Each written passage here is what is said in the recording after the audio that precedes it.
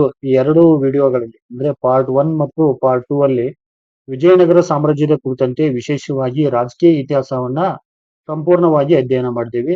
ಅದರ ಒಂದು ಮುಂದುವರೆದ ಭಾಗವಾಗಿ ರಾಜಕೀಯ ಒಂದು ಬೆಳವಣಿಗೆಗಳು ಮತ್ತು ಕಲೆ, ಶಿಲ್ಪ, ಸಾಹಿತ್ಯ ಮತ್ತು ಆಡಳಿತ ವ್ಯವಸ್ಥೆಗೆ ಸಂಬಂಧಿಸಿದ ವಿಜಯನಗರದ ಒಂದು ಕೊಡುಗೆಯನ್ನ, ಹಾಗೆ ವಿದೇಶಿ ಪ್ರವಾಸಿಗರು ಒಂದು ವಿಜಯನಗರದ ಕುರಿತಂತೆ ಹೇಳ್ತಕ್ಕಂಥ ಪ್ರಮುಖ ಒಂದು ಹೇಳಿಕೆಗಳನ್ನ ಹಾಗೂ ಕೆಲವು ಪುಸ್ತಕಗಳ ಹೆಸರುಗಳನ್ನು ಕೂಡ ಇಲ್ಲಿ ನಾವು ಡಿಸ್ಕಸ್ ಮಾಡ್ತಾ ಹೋಗೋಣ. ಸ್ನೇಹಿತರೆ, ಈ ಒಂದು ಕ್ಲಾಸ್ನ ಮೊದಲ ಒಂದು ಪ್ರಶ್ನೆ ನೋಡೋದಾದರೆ, ತಾಳಿಕೋಟೆ ಕದನದ ಕುರಿತು ಈ ಕೆಳಗಿನ ಯಾವ ಇತಿಹಾಸಕಾರರು ದಕ್ಕನಿನ ಸುಲ್ತಾನರು ಸಂಪೂರ್ಣ ಜಯಗಳಿಸಿದರು, ಹಿಂದೂ ಸೈನ್ಯವು ರಾಜಧಾನಿಯತ್ತ ಪಲಾಯನ ಮಾಡಿತು, ಅಲ್ಲಿ ಅವ್ಯವಸ್ಥೆ ಎಷ್ಟಿತ್ತಂದರೆ ಯಾರು ಯುದ್ಧ ಮಾಡುವ ಒಂದು ಪ್ರಯತ್ನವನ್ನು ಮಾಡಲಿಲ್ಲ, ಹೀಗಾಗಿ ಸೋಲು ಸಂಪೂರ್ಣವಾಗಿ ವಿಜಯನಗರದಾಗಿತ್ತು ಎಂದು ತಿಳಿಸಿದ ಇತಿಹಾಸಕಾರರು ಯಾರು ಅಂತ ಪ್ರಶ್ನೆ ಕೇಳಿದ್ದಾರೆ.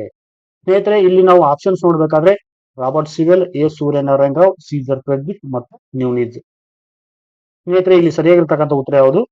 Robert Sewell. ಈ ರಾಬರ್ಟ್ ಸಿವಿಲ್ ಅವರನ್ನು ಒಂದು ಕೇಳ್ತಾರೆ, ಏನು ಬುಕ್ ನೇಮ್ ಏನು, Forgotten Empire of Forgotten Empire, Forgotten Empire name ಹೆಸರು ಕೇಳ್ತೀರಿ. ಮುಂದೆ ವಿಜಯನಗರ, ಇದು ಕೂಡ ನಿಮಗೆ ಒಂದು ಎಕ್ಸಾಮ್ ಕೇಳಿರ್ತಕ್ಕಂಥ ಒಂದು ವಿಚಾರ, ಅದ್ಯಾವ್ದು ನೋಟ್ಸ್ ಮಾಡ್ಕೊಳ್ಳಿ. ಇನ್ನು ಸೂರ್ಯನಾರಾಯಣ ಗೊತ್ತಿರ್ಬೇಕಂತ ನಿಮ್ಗೆ ಒಂದು ವಿಚಾರ ಅಂದ್ರೆ, ಇವರು ಅನ್ಫಾರ್ಗಟನ್ ಅಂತ ಇನ್ನೊಂದು ವರ್ಡ್ ಇಷ್ಟೇ, ಅನ್ಫಾರ್ಗಟನ್ ಎಂಪೈರ್ ವಿಜಯನಗರ. ಅಂದ್ರೆ ಇವರು ರಾಬರ್ಟ್ ಸಿವೆಲ್ ಅವ್ರು ಏನ್ ಹೇಳ್ತಾರಂದ್ರೆ, ಮರೆತು ಹೋದ ಸಾಮ್ರಾಜ್ಯ ವಿಜಯನಗರ ಅಂತ ಹೇಳ್ತಾರೆ. ಆದ್ರೆ ಸೂರ್ಯನಾರಾಯಣ ಏನ್ ಹೇಳ್ತಾರೆ ಅಂದ್ರೆ, ಮರೆಯಲಾಗದ ಸಾಮ್ರಾಜ್ಯ ವಿಜಯನಗರ ಅಂತ ಹೇಳ್ತೀವಿ. ಇದು ಬಹಳ ಇಂಪಾರ್ಟೆಂಟ್ ಆಗುತ್ತೆ. ಇನ್ನು ಸೀಸರ್ ಫ್ರೆಡ್ರಿಕರ್ ಬಗ್ಗೆ ನೋಡ್ಬೇಕಾದ್ರೆ ನಾವು, ಇವರು ಕೂಡ ಇಟಲಿಯ ಒಬ್ಬ ಪ್ರವಾಸಿಗ.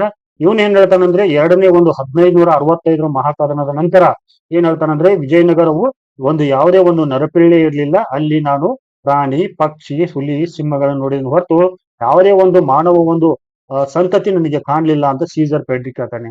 ಇನ್ನು ನ್ಯೂನಿಜ್ ನಾನು ಹೇಳ್ಬೇಕಾದ್ರೆ, ನ್ಯೂನಿಜ್ ಕೂಡ ಒಬ್ಬ ವಿದೇಶಿ ಪ್ರವಾಸಿಗ, ಇಟಲಿಯಿಂದ ಬಂದಿರತಕ್ಕಂತ ಒಂದು ವಿದೇಶಿ ಪ್ರವಾಸಿಗ. ಇವನ್ ಕೂಡ ಒಂದು ವಿಜಯನಗರ ಕಥಾ ಮತ್ತಷ್ಟು ವಿಚಾರಗಳನ್ನ ಹೇಳ್ತಾನೆ. ಅದನ್ನ ನಾವು ಮುಂದಿನ ಒಂದು ಪ್ರಶ್ನೆಯಲ್ಲಿ ನೋಡೋಣ. ನೆಕ್ಸ್ಟ್ ಪ್ರಶ್ನೆ ನೋಡ್ರಿ, ತಾಳಿಕೋಟೆಯ ಕದನದ ಸಂದರ್ಭದಲ್ಲಿ ರಾಮರಾಯನ ತಲೆ ಕಡಿದ ಶಾಹಿ ಒಕ್ಕೂಟದ ಸೈನ್ಯದ ಸುಲ್ತಾನ ಯಾರ ಕೇಳ್ತಾರೆ, ಏನು ರಾಮರಾಯನ ತಲೆ ಕಡಿದ ಶಾಹಿ ಒಕ್ಕೂಟದ ಸುಲ್ತಾನ ಯಾರು ಅಂತ ಕೇಳ್ತಾರೆ. ಇಲ್ಲಿ ಸರಿಯಾಗಿರ್ತಕ್ಕಂಥ ಉತ್ತರ ಯಾವುದು? ಅಹಮದ್ ನಗರದ ನಿಜಾಂ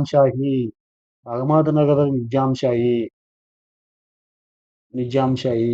ಇಷ್ಟು ನೆನಪಿಟ್ಕೊಳ್ಳಿ ಸಾಕು. ನೆಕ್ಸ್ಟ್, 1565 ಮಹಾಕದನವು ಬನ್ನಿಪೇಟೆಯಲ್ಲಿ ನಡೆಯಿತು ಎಂದು ಅಭಿಪ್ರಾಯಪಟ್ಟಿರುವ ಇತಿಹಾಸಕಾರರು ಯಾರು?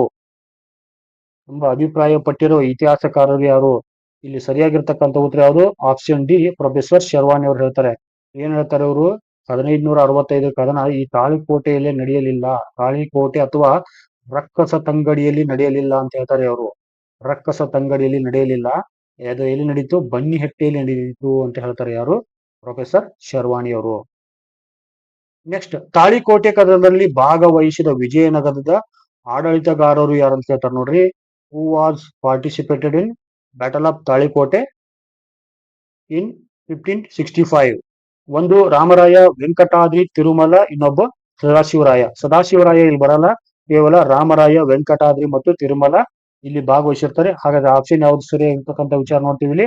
ಆಪ್ಷನ್ ಸಿ, ಸದಾಶಿವರಾಯ ಏನ್ ಮಾಡ್ತಾರೆ ಅಂದ್ರೆ, ಅವನು ಇವಾಸ್ ದ ಕಿಂಗ್, ಇವನು ಕಿಂಗ್ ಇರ್ತಾನ, ಅಂದ್ರೆ ಅವತ್ತಿನ ಸಂದರ್ಭದಲ್ಲಿ ರಾಜ ಇರ್ತಾನ. ಆದ್ರ ಈ ಒಂದು ರಾಮರಾಯ ಇವನ್ ಏನ್ ಮಾಡಿರ್ತಾನಂದ್ರ ಜೈಲಲ್ಲಿ ಇಟ್ಟಿರ್ತಾನೆ ಇಲ್ಲಿ. ಹೀಗಾಗಿ ಅವನಿಗೆ ಈ ಯುದ್ಧದಲ್ಲಿ ಭಾಗವಹಿಸಕ್ಕಾಗಲಿಲ್ಲ. ಮತ್ತು ವಿಶೇಷವಾಗಿ ಏನು, ಇವನೊಬ್ಬ ಮುದುಕಾದಾಗ ಅವನೇನ್ ಮಾಡೋದಂತೇಳಿ ಬಿಟ್ಟು ಹೋಗಿರ್ತಾರ. ಇವರು ಕೂಡ ರಾಮರಾಯ ಒಂದು 80 ವರ್ಷಕ್ಕಿಂತ ಹೆಚ್ಚಿನ ವಯಸ್ಸಿನ ಆದ್ರೂ ಕೂಡ ಒಂದು ಅವನ ರಾಜಕೀಯ ಮತ್ತು ವಿದೇಶಾಂಗ ನೀತಿಯ ಒಂದು ಯುದ್ಧದಿಂದಾಗಿ ಅವನೇನ್ ಮಾಡ್ತಾನೆ, ಈ ತಾಳಿಕೋಟೆ ಕದನದ ಒಂದು ನಾಯಕತ್ವ ವಹಿಸಿರ್ತಾನೆ. ನೆಕ್ಸ್ಟ್, ಮಧ್ಯಯುಗದ ಭಾರತದ ಇತಿಹಾಸದಲ್ಲಿ ಗಿಲಾನಿ ಸಹೋದರರ ಪಾತ್ರವನ್ನು ಈ ಕೆಳಗಿನ ಯಾವ ಸಂದರ್ಭದಲ್ಲಿ ಕಾಣುವಿರಿ ಅಂತ ಕೇಳ್ತಾರೆ. ಗಿಲಾನಿ ಸಹೋದರ ನೆನಪಿಟ್ಕೋಬೇಕು ನೀವು. ಗಿಲಾನಿ ಸಹೋದರ ಯಾರಾಗಿರ್ತಾರ? ಈ ರಾಮರಾಯನ ಕಡೆ ಒಂದು ರಾಮರಾಯನ ಸೈನ್ಯದ ನೇತೃತ್ವ ವಹಿಸಿರ್ತಾರೆ ಅವರು. ಎಲ್ಲಿ? ತಾಳಿಕೋಟೆ ಕದನದಲ್ಲಿ. ಯಾವ ಕದನ? ತಾಳಿಕೋಟೆ ಕದನದಲ್ಲಿ ಇವರು ರಾಮರಾಯನ ಒಂದು ಸೈನ್ಯದ ನೇತೃತ್ವ ವಹಿಸಿರ್ತಾರ. ಆದ್ರೆ ಏನಾಗುತ್ತಂದ್ರೆ, ಈ ಗಿಲಾನಿ ಸಹೋದರರು ಇವರು ಶಾಹಿ ಸುಲ್ತಾನರ ಒಂದು ಒಕ್ಕೂಟಕ್ಕೆ ತಮ್ಮ ಒಂದು ಬದ್ಧತೆಯನ್ನು ತೋರಿಸ್ತಾರೆ ಇಲ್ಲಿ. ಯಾವ್ದ್ರಲ್ಲಿ? ಕದನದಲ್ಲಿ. ಹೀಗಾಗಿ ಏನಾಗುತ್ತಂದ್ರೆ, ಪಾನಿಪತ್ ಕದನದಲ್ಲಿ ಗಿಲಾನಿ ಸಹೋದರ ಒಂದು ಮೋಸದಿಂದಾಗಿ ವಿಜಯನಗರ ಸೈನ್ಯ ಸೋಲುವಂತ ಪರಿಸ್ಥಿತಿ ಬರ್ತೈತೆ. ಹಾಗಾದ್ರೆ ಇಲ್ಲಿ ಸರಿಯಾಗಿರ್ತಕ್ಕಂಥ ಉತ್ತರ ಯಾವುದು? ತಾಳಿಕೋಟೆ ಕದನ. ಇನ್ನು ಮೊದಲನೇ ಪಾಣಿಪತ ಕದನ ನೋಡ್ತಿರೋ 1526 ನಡೆದೈತಿ. ಬಾಬರ್ ಮತ್ತು ಎರಡನೇ ಇಬ್ರಾಹಿಂ ಆದಿಲ್ ಸಾಹೇಬ್ ಮಧ್ಯೆ ನಡೆದೈತಿ. ಇದು ಇನ್ನು 1556 ಯಾವುದು? ಎರಡನೇ ಪಾಣಿಪತ ಕದನ ಅಕ್ಬರ್ ಮತ್ತು ಹೇಮೂನ್ ಮಧ್ಯೆ ನಡೆದೈತಿ. ಇನ್ನು ಮೂರನೇ ಪಾಣಿಪತ ಕದನ ಯಾವಾಗ ನಡೆದೈತಿ? 1761ರಲ್ಲಿ ನಡೆದೈತಿ. ಇದು 1761ರಲ್ಲಿ 1761 ಇದು ಯಾರ ಮಧ್ಯೆ ನಡೀತೈತೆ ಅಂದ್ರೆ ಈ ಮರಾಠರು ಮತ್ತು ಶಾ ಅಬ್ದಾಲಿ ಮಧ್ಯೆ ನಡೀತೈತಿ. ಇದು ಮರಾಠರು ಮತ್ತು ಶಾ ಅಬ್ದಾಲಿ. ನೆಕ್ಸ್ಟ್, ವಿಜಯನಗರ ಪತನವನ್ನು ಜಗತ್ತಿನ ಇತಿಹಾಸದಲ್ಲಿ ಬಹುಶಃ ಇದಕ್ಕೂ ಮೊದಲು ಇಂಥ ಧ್ವಂಸಕೃತ್ಯ ಇಷ್ಟು ಶೀಘ್ರ ಅವಧಿಯಲ್ಲಿ ಇಂಥ ಸುಂದರ ನಗರದ ಮೇಲೆ ನಡೆದಿರಲಿಲ್ಲ ಎಂದು ಅಭಿಪ್ರಾಯ ಪಟ್ಟಿರುವ ಇತಿಹಾಸಕಾರರು ಯಾರು ಹೇಳ್ತಾರೆ? ಯಾರಂತ ಪ್ರಶ್ನೆ ಕೇಳ್ತಾರೆ ನೋಡ್ರಿ. ಆಪ್ಷನ್ಸ್ ನಾವು ನೋಡ್ಬೇಕಾದ್ರೆ ಇಲ್ಲಿ ಏನಂದ್ರೆ Robert Sewell, A Suryanarayana Rao, Caesar Frederick ಅಂತ ಹೇಳ್ತಾರೆ. ಬಟ್ ಇಲ್ಲಿ ಸರಿಯಾಗಿರ್ತಕ್ಕಂಥ ಉತ್ತರ ಯಾವುದು? ದ ಅನ್ಫಾರ್ಗೊಟನ್ ಎಂಪೈರ್ ಕೃತಿ ಬರ್ತಲ್ಲ, ಡಾಕ್ಟರ್ ರಾಬರ್ಟ್ ಸಿವೆಲ್ ಅವರು ಇದನ್ನ ಹೇಳ್ತಾರೆ. ಯಾವ ಕೃತಿಯಲ್ಲಿ? Forgotten Empire. ಫಾರ್ಗಟನ್ ಎಂಪೈರ್ ಕೃತಿಯಲ್ಲಿ, ಫಾರ್ಗಟನ್ ಎಂಪೈರ್ ಕೃತಿಯಲ್ಲಿ ಈ ಮಾತನ್ನ ಈ ರಾಬರ್ಟ್ ಸಿವೆಲ್ ಅವರು ಹೇಳ್ತಾರೆ ನಮ್ಗೆ. ನೆಕ್ಸ್ಟ್, ವಿಜಯನಗರದ ಪತನದ ನಂತರ ನಗರದಲ್ಲಿ ಹುಲಿ ಮತ್ತು ಇತರ ಕಾಡು ಪ್ರಾಣಿಗಳು ವಾಸ ಮಾಡುತ್ತಿರುವುದನ್ನು ತಾನು ಕಣ್ಣಾರೆ ಕಂಡೆ ಎಂದು ತಿಳಿಸೋರು ಯಾರು ಕೇಳ್ತಾರೆ ನೋಡ್ರಿ. ಇಲ್ಲೇನ್ ಹೇಳ್ತಾರಂದ್ರೆ Pietro Della Valle, Caesar Frederick, Anquetil Perron ಮತ್ತು ರಾಬರ್ಟ್ ಸಿವಿಲ್. ಸ್ನೇಹಿತರೆ, ಇಲ್ಲಿ ಸರಿಯಾಗಿರ್ತಕ್ಕಂಥ ಉತ್ತರ ಯಾವುದು? Caesar Friedrich.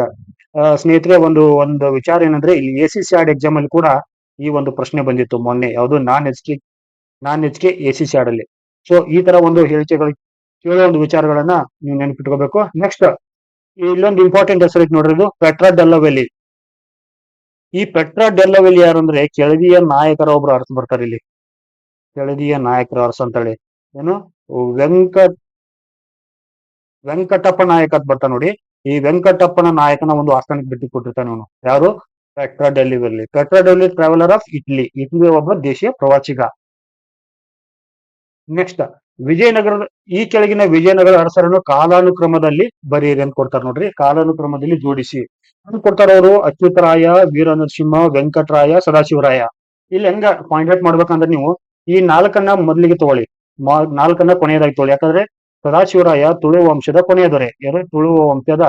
ತುಳು ವಂಶದ ಒಂದು ಕೊನೆಯ ದೊರೆ. ಇವನ ಲಾಸ್ಟಕ್ಕೆ ಇಡಿ. ಹಾಗಾದ್ರೆ ಎಲಿಮಿನೇಟ್ ಮಾಡ್ಬೇಕಾದ್ರೆ ಯಾವ್ದು? ಬಿ ತಗೋಬೇಡಿ ಯಾವುದೇ ಕಾರಣ. ಬಿ ರಾಂಗ್ ಆಗುತ್ತೆ. 4 3ರಲ್ಲಿದೆ. ಆಮೇಲೆ ಇನ್ನು ವಿಜಯನಗರದ ಎರಡನೇ ಅರಸ ಯಾರು? ಇದು ತುಳು ವಂಶದ ಎರಡನೇ ಅರಸ. ಇವನು ವೀರನರಸಿಂಹ. ಇವನು 2 ಮೊದಲು ತಗೊಳ್ಳಿ. ಇವನಾದ್ಮೇಲೆ ಯಾರು ಬರ್ತಾರೆ? ಕೃಷ್ಣದೇವರಾಯ ಬರ್ತಾನೆ. ಕೃಷ್ಣದೇವರ ಆದ್ಮೇಲೆ ಯಾರು ಬರ್ತಾರೆ? ಅಚ್ಯುತರಾಯ ಬರ್ತಾನೆ. ಹಾಗಾದ್ರೆ 1 ತಗೊಳ್ಳಿ. ಆಮೇಲೆ ವೆಂಕಟರಾಯ ಬರ್ತಾನೆ. ಕೊನೆಯದಾಗಿ ನಾವು ಯಾರು ನೋಡ್ತೀವಿ? ಈ ಸದಾಶಿವರಾಯನ ನೋಡ್ತೀವಿ. ಹಾಗಾದ್ರೆ ಸರಿಯಾದ ಉತ್ತರ ಯಾವ್ದು ಇಲ್ಲಿ? Option D, 2 1 3 4. ನೆಕ್ಸ್ಟ್, ಇಲ್ಲಿ ತುಳು ವಂಶದ ಒಂದು ಸಂಪೂರ್ಣವಾದ ಕಾಲಾನು ಒಂದು ಕ್ರಮಣಿಕೆಯನ್ನು ಕೊಟ್ಟಿವಿ ನೋಡ್ರಿ. ನರಸನಾಯಕ ಇವನ್ ಯಾರು ನೋಡ್ತೀವಿ ನಾವು? Founder of the Tuluva dynasty. ಆಮೇಲೆ ವೀರ ನರಸಿಂಹನ್ ನೋಡ್ತೀವಿ. ಕೃಷ್ಣದೇವರಾಯನ್ ನೋಡ್ತೀವಿ. ಕೃಷ್ಣದೇವರಾಯನ ಕಾಲಾವಧಿ ನೋಡ್ಕೊಡ್ರಿ. ಮೋಸ್ಟ್ ಇಂಪಾರ್ಟೆಂಟ್ ಆಗುತ್ತೆ ಇದು. ಏನು? 1509ರಿಂದ 1529ವರೆಗೆ. ಅಂದ್ರೆ ಸುಮಾರು 20 ವರ್ಷಗಳ ಕಾಲ ಏನ್ ಮಾಡ್ತಾನೆ ಅಂದ್ರೆ ಇವನು ಆಳ್ವಿಕೆಯನ್ನು ಮಾಡ್ತಾನೆ. ವಿಶೇಷ ಇನ್ನೊಂದು ಮಾಹಿತಿ ಏನಂದ್ರೆ ಇಲ್ಲಿ 1529ರ ಒಂದು ಕಾಲಾವಧಿ ನಾವು ನೋಡ್ಬೇಕಾದ್ರೆ ಭಾರತದ ಇದು ಮೊಘಲ್ ಸಾಮ್ರಾಟ ಇರ್ತಾರ ಅವತ್ತಿನ ದಿನದಲ್ಲಿ ಬಾಬರ್ ಇರ್ತಾನೆ. ಬಾಬರ್ನ ಒಬ್ಬ ಸಮಕಾಲೀನ ದೊರೆ ಇವನು. ನೆಕ್ಸ್ಟ್, ನಾವ್ ಇನ್ನೊಬ್ಬರನ್ನ ನೋಡ್ತೀವಿ ಇಲ್ಲಿ, ಅಚ್ಯುತರಾಯನ ನೋಡ್ತೀವಿ. 1529ರಿಂದ 42 ನೋಡ್ತೀವಿ. ಇವನು ಏನಂದ್ರೆ ಇವನೊಬ್ಬ ಏನಾಗಿರ್ತಾನಂದ್ರೆ ಇವನೊಬ್ಬ ಪುಕ್ಕಲು ದೊರೆ ಇರ್ತಾನೆ. ಪುಕ್ಕಲು ದೊರೆ ಅಂತ ಕರೀತಾರೆ ಇವನ. ಪುಕ್ಕಲು ದೊರೆ ಕರೀತಾರೆ. ಇವನ್ ಯಾರು ಕರೀತಾನೋ ನಿಮ್ಗೆ ಗೊತ್ತಿರೋ ಒಂದು ಕಮೆಂಟ್ ಮಾಡಿ. ನೆಕ್ಸ್ಟ್, ವೆಂಕಟರಾಯ ಬರ್ತಾನೆ. ಕೊನೆಯ ದೊರೆ ಯಾರು? ಸದಾಶಿವರಾಯ. ಮುಂದೆ ಅರವಿಡು ವಂಶದ ಮೂಲ ಪುರುಷ ಯಾರು ಅಂತ ಕೇಳ್ತಾರ ನೋಡ್ರಿ. ಅರವಿಡು ವಂಶದ ಮೂಲ ಪುರುಷ ಇಲ್ಲೇನ್ ಕೊಡ್ತಾರ? ತಾತ ಪಿನ್ನಮ್ಮ, ಶ್ರೀರಂಗ, ತಿರುಮಲರಾಯ, ರಾಮರಾಯ. ಬಟ್ ಇಲ್ಲಿ ಸರಿಯಾಗಿರ್ತಕ್ಕಂಥ ಉತ್ತರ ಯಾವುದು? ಆಪ್ಷನ್ ಎ, ತಾತ ಪಿಂಡಮ. ಈ ತಿರುಮಲರಾಯ ಏನಂತಂದ್ರೆ ತಾತ ಪಿಂಡಮನ ಒಂದು ವಂಶದವನಾಗಿರ್ತಾನ. He was the founder of the Aravidu dynasty. ಅಂದ್ರೆ ಅರವಿಡು ವಂಶದ ಸ್ಥಾಪಕ ಯಾರು? ತಿರುಮಲರಾಯ. ಬಟ್ ಮೂಲ ಪುರುಷ ಅಂತ ಕೇಳಿದಾಗ ನೋಡ್ತೀವಿ ನಾವು ತಾತ ಪಿನ್ನಮ ಅರವಿಡು ವಂಶದ ಒಬ್ಬ ಮೂಲ ಪುರುಷ. ನೆಕ್ಸ್ಟ್, ರಾಮರಾಯನ ಮೂಲ ಅಥವಾ ಮತ್ತೊಂದು ಹೆಸರು ಯಾವ್ದು ಕೇಳ್ತಾರ ನೋಡ್ರಿ. ರಾಮರಾಯನ ಮೂಲ ಅಥವಾ ಮತ್ತೊಂದು ಹೆಸರು ಯಾವ್ದು ಕೇಳ್ತಾರ. ಇಲ್ಲಿ ಸರಿಯಾಗಿರ್ತಕ್ಕಂಥ ಉತ್ತರ ಯಾವುದು? ಕೋದಂಡರಾಮ. ಎಂತ ರಾಮ? ಕೋದಂಡರಾಮ. ನೆಕ್ಸ್ಟ್, ವಿಜಯನಗರ ಸೈನ್ಯ ಸೇರುವ ಮುನ್ನ ಅಳಿಯ ರಾಮರಾಯ ಈ ಕೆಳಗಿನ ಯಾವ ಸುಲ್ತಾನನ ಸೈನ್ಯದಲ್ಲಿ ದಂಡನಾಯಕನಾಗಿ ಸೇವೆ ಸಲ್ಲಿಸಿದನು? ಏನು? ವಿಜಯನಗರದ ಸೈನ್ಯ ಸೇರುವ ಮುನ್ನ ಅಳಿಯ ರಾಮರಾಯ ಯಾವ ಸುಲ್ತಾನನ ಸೈನ್ಯದಲ್ಲಿ ದಂಡನಾಯಕನಾಗಿ ಸೇವೆ ಸಲ್ಲಿಸಿದನು? ಸ್ನೇಹಿತರೆ, ಇಲ್ಲಿ ಸರಿಯಾಗಿರ್ತಕ್ಕಂಥ ಉತ್ತರ ಯಾವುದು? ಆಪ್ಷನ್ ಬಿ, ಗೋಲ್ಕೊಂಡದ ಸುಲ್ತಾನ. ಯಾಕಂದ್ರೆ ಇವನು ಗೋಲ್ಕೊಂಡದ ಸುಲ್ತಾನಲ್ಲಿ ಏನಿರ್ತಾನೆ, ದಂಡನಾಯಕನಾಗಿರ್ತಾನೆ. ಇಲ್ಲಿ ದಂಡನಾಯಕನಾಗಿರ್ತಾನ ದಂಡನಾಯಕನಾಗಿರ್ತಾನ ಬಟ್ ಏನಾಗತ್ತಂದ್ರೆ ಇದು ಈ ಬಿಜಾಪುರ್ ಸುಲ್ತಾನ್ ಇರ್ತಾನಲ್ಲ, ಬಿಜಾಪುರ್ ಸುಲ್ತಾನ ಈ ಗೋಲ್ಕೊಂಡ್ ಮೇಲೆ ಅಟ್ಯಾಕ್ ಮಾಡಿಬಿಡ್ತಾನ. ಗೋಲ್ಕೊಂಡ್ ಮೇಲೆ ಅಟ್ಯಾಕ್ ಮಾಡಿದಾಗ ಏನಾಗ್ತದೆ, ಗೋಲ್ಕೊಂಡ್ ಸೈನ್ಯ ಏನಾಗ್ತದೆ, ಸೋತ್ ಬಿಡ್ತೈತಿ. ಇಲ್ಲಿ ಸೋತ್ ಬಿಡ್ತೈತೆ. ಸೋತಾಗ ಯಾರಿರ್ತಾರೆ ಈ ಆ ಸಂದರ್ಭದ ದಂಡನಾಯಕ ಇರ್ತಾನ, ಈ ರಾಮರಾಯ ಇರ್ತಾನೆ. ಇವನು ಈ ರಾಮರಾಯನ ಏನ್ ಮಾಡ್ತಾನೆ ಅಂದ್ರೆ, ಗೋಲ್ಕೊಂಡ್ ಸುಲ್ತಾನ್ ಇರ್ತಾನಲ್ಲ, ಇವನು ಉಚ್ಚಾಟನೆ ಮಾಡಿಬಿಡ್ತಾನೆ. ಇಲ್ಲಿ ಉಚ್ಚಾಟನೆ ಮಾಡಿದ್ಮೇಲೆ ಏನಾಗತ್ತಂದ್ರ ಅನಿವಾರ್ಯ ಏನ್ ಮಾಡ್ತಾನಂದ್ರ, ಈ ಉಚ್ಚಾಟನೆಯಿಂದ ಡೈರೆಕ್ಟ್ ಆಗಿ ಏನ್ ಮಾಡ್ತಾನೆ, ಶಿಫ್ಟ್ ಆಗೋದು ಇಲ್ಲಿ ವಿಜಯನಗರ ಸೈನ್ಯಕ್ಕೆ. ಅಲ್ಲಿ ವಿಜಯನಗರ ಸೈನ್ಯಕ್ಕೆ ಇದು ಇಂಪಾರ್ಟೆಂಟ್ ಆಗುತ್ತೆ, ನೋಟ್ ಮಾಡ್ಕೊಳ್ಳಿ. ನೆಕ್ಸ್ಟ್, ವಜ್ರವನ್ನು ವಜ್ರದಿಂದಲೇ ಕತ್ತರಿಸಬೇಕು ಎಂಬುದು ಯಾರ ನೀತಿಯಾಗಿತ್ತು? ವಜ್ರವನ್ನು ವಜ್ರದಿಂದಲೇ ಕತ್ತರಿಸಬೇಕು ಎಂಬುದು ಯಾರ ನೀತಿಯಾಗಿತ್ತು? ಆಪ್ಷನ್ಸ್ ಏನ್ ಕೊಡ್ತಾರೆ ಇಲ್ಲಿ? ಕೃಷ್ಣದೇವರಾಯ, ಅಳಿಯ ರಾಮರಾಯ, ಎರಡನೇ ದೇವರಾಯ, ಮತ್ತೊಬ್ಬ ವಿಷ್ಣುವರ್ಧನ. ಸ್ನೇಹಿತರೆ, ಇಲ್ಲಿ ಸರಿಯಾಗಿರ್ತಕ್ಕಂಥ ಉತ್ತರ ಯಾವುದು? ಬಿ, ರಾಮರಾಯ. ಇವನ ಒಂದು ವಿದೇಶಾಂಗ ನೀತಿ ಇದಾಗಿತ್ತು, foreign policy of Ramaraya. Foreign Ramaraya ಅಂದ್ರೆ ವಜ್ರದ ಶತ್ರುಗಳಿಂದಲೇ ತನ್ನ ಒಂದು ಹಗೆಯನ್ನು ಸಾಧಿಸಬೇಕು ಅನ್ನೋ ಒಂದು ನೀತಿಯನ್ನ, ಈ ವಜ್ರವನ್ನು ವಜ್ರದಿಂದಲೇ ಕತ್ತರಿಸಬೇಕೆಂಬ ನೀತಿಯನ್ನ ಈ ರಾಮರಾಯ ಕೊಟ್ಟಿದ್ದ. ನಾವು ಉದಾಹರಣೆ ನೋಡ್ಬೇಕಂದ್ರೆ, ಈ ಬ್ಯಾಬಿಲೋನಿಯಾದ ಒಬ್ಬ ಅರಸ ಬರ್ತಾನಲ್ಲ, ಹಮ್ಯೂರಾಬಿ ಸಿದ್ಧಾಂತನ ಪಾಲನೆ ಮಾಡ್ತಾನೆ ಇವನು. ಹಮ್ಯೂರಾಬಿ ಏನ್ ಮಾಡ್ತಾನೆ? ಇದು ಕಣ್ಣಿಗೆ ಕಣ್ಣು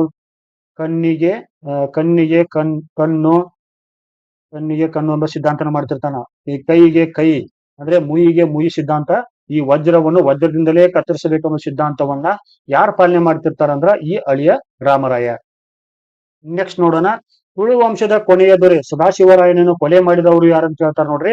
ತುಳು ವಂಶದ ಕೊನೆಯ ದೊರೆ ಯಾರು? ಸದಾಶಿವರಾಯನನ್ನು ಕೊಲೆ ಮಾಡಿದವರು ಯಾರಂತ ಕೇಳ್ತಾರೆ. ಸ್ನೇಹಿತರೆ, ಇಲ್ಲಿ ತಿರುಮಲ ಕೂಡ ಇಲ್ಲಿ ಇರ್ತಾನೆ. ಈ ತಿರುಮಲನ ಸಹೋದರ ಯಾರಿರ್ತಾರೆ? ವೆಂಕಟ ತಿರುಮಲನ ಸಹೋದರ ಸಲಹೆ ಮೇರೆಗೆ ಇವನನ್ನ ಕೊಲೆ ಮಾಡ್ತಾರೆ. ಯಾರನ್ನ? ಸದಾಶಿವರಾಯನ ಕೊಲೆ ಮಾಡಿದವರು ಯಾರು? ಈ ವೆಂಕಟ. ನೆಕ್ಸ್ಟ್ ನೋಡ್ರಿ, ಮುಂದಿನ ಯಾವ ಜೋಡಿ ಸರಿಯಾಗಿ ಹೊಂದಿಕೆಯಾಗಿದೆ ಅಂತ ಪ್ರಶ್ನೆ ಕೇಳ್ತಾರೆ ನೋಡ್ರಿ. ಮುಂದಿನ ಯಾವ ಜೋಡಿ ಹೊಂದಿಕೆಯಾಗಿದೆ ಅಂತ ಕೇಳ್ತಾರೆ. ಇಲ್ಲಿ ಒಂದ್ ಕಡೆ ಏನ್ ಕೊಡ್ತಾರೆ ಅಂದ್ರೆ ಆಡಳಿತಗಾರ, ಮತ್ತೊಂದ್ ಕಡೆ ಪ್ರದೇಶಗಳು ಕೊಡ್ತಾರೆ. ಈ ಶ್ರೀರಾಮ ಮತ್ತು ವೆಂಕಟ ಇವರೆಲ್ಲರೂ ಕೂಡ ಏನಂದ್ರೆ ತಿರುಮಲನ ಸಹೋದರರು ಮತ್ತು ಮಕ್ಕಳಾಗಿರ್ತಾರ. ಈ ವೆಂಕಟ ಸಹೋದರಿಗಿರ್ತಾನೆ, ಬಟ್ ಇವರಿಬ್ರು ಮಕ್ಕಳಾಗಿರ್ತಾರೆ, ಶ್ರೀರಂಗ ಮತ್ತು ಶ್ರೀರಾಮ. ಈ ಶ್ರೀರಂಗನ ಎಲ್ಲಿ ನೇಮಕ ಮಾಡ್ತಾನೆ ಅಂದ್ರೆ ಉದಯಗಿರಿ. ಆಮೇಲೆ ಈ ಶ್ರೀರಾಮನನ್ನ ಎಲ್ಲಿ ಮಾಡ್ತಾನೆ ಅಂದ್ರೆ ನೇಮಕ ಮಾಡ್ತಾನೆ. ಇದು 3 ಭಾಷೆಗಳ ಆಧಾರಿತ ಮಾಡ್ತಾನೆ. ಉದಯಗಿರಿ ಆಕ್ಚುಲಿ ಒರಿಸ್ಸಾ ಅಂದ್ರೆ ಒಡಿಯಾ ಭಾಷೆ, ಒಂದ್ ಅರ್ಧ ಭಾಷೆ ಯಾವುದು ತೆಲುಗು ಭಾಷೆಗಳ ಆಧಾರದ ಮೇಲೆ ಅವ್ರು ನೇಮಕ ಮಾಡ್ತಾನೆ. ಈ ಶ್ರೀರಾಮನನ್ನ ಕನ್ನಡ ಭಾಷೆ ಮಾತಾಡ್ತಕ್ಕಂಥ ಶ್ರೀರಂಗಪಟ್ಟಣ ನೇಮಕ ಮಾಡ್ತಾನೆ, ಇಲ್ಲಿ ಕನ್ನಡ ಭಾಷೆ. ಆಮೇಲೆ ಈ ವೆಂಕಟನನ್ನ ಚಂದ್ರಗಿರಿ ಅಂದ್ರೆ ತಮಿಳುನಾಡು ಇಲ್ಲಿ ಯಾವುದು ತಮಿಳು ಭಾಷೆ. ಈ ತಮಿಳು ಭಾಷೆಗಳ ಆಧಾರದ ಮೇಲೆ ಏನ್ ಮಾಡ್ತಾನಂದ್ರೆ ಇವನು ಯಾರು? Tirumala appointed by the Tirumala ಇವ್ರನ್ನೆಲ್ಲ ನೇಮಕ ಮಾಡ್ತಾನೆ. ಎಲ್ಲೆಲ್ಲಿಗೆ? ಶ್ರೀರಂಗನನ್ನ ಉದಯಗಿರಿ, ಶ್ರೀರಾಮನನ್ನ ಶ್ರೀರಂಗಪಟ್ಟಣ, ವೆಂಕಟನನ್ನ ಚಂದ್ರಗಿರಿ. ಹಾಗಾದ್ರೆ ಇಲ್ಲಿ ಸರಿಯಾಗಿರ್ತಕ್ಕಂಥ ಯಾವುದು? Option C. ನೆಕ್ಸ್ಟ್ ನೋಡ್ರಿ, ಯಾವ ಜೋಡಿಗಳು ಸರಿಯಾಗಿ ಹೊಂದಿಕೆಯಾಗಿದೆ ಅಂತ ಕೇಳ್ತಾರೆ ನೋಡ್ರಿ. ಒಂದ್ ಕಡೆ ಆಡಳಿತಗಾರರನ್ನು ಕೊಡ್ತಾರೆ, ಇನ್ನೊಂದ್ ಕಡೆ ರಾಜಧಾನಿಯನ್ನು ಕೊಡ್ತಾರೆ.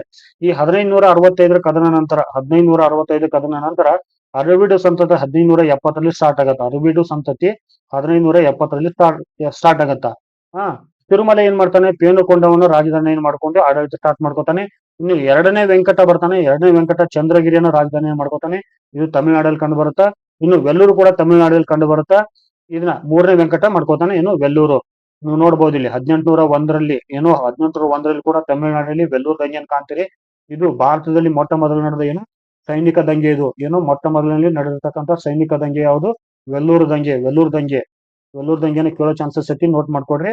ಯಾಕಂದ್ರೆ ಇಲ್ಲಿ 1799ರಲ್ಲಿ ಟಿಪ್ಪು ಸುಲ್ತಾನನ್ನ ಉಚ್ಚಾಟನೆ ಮಾಡಿರ್ತಾರೆ.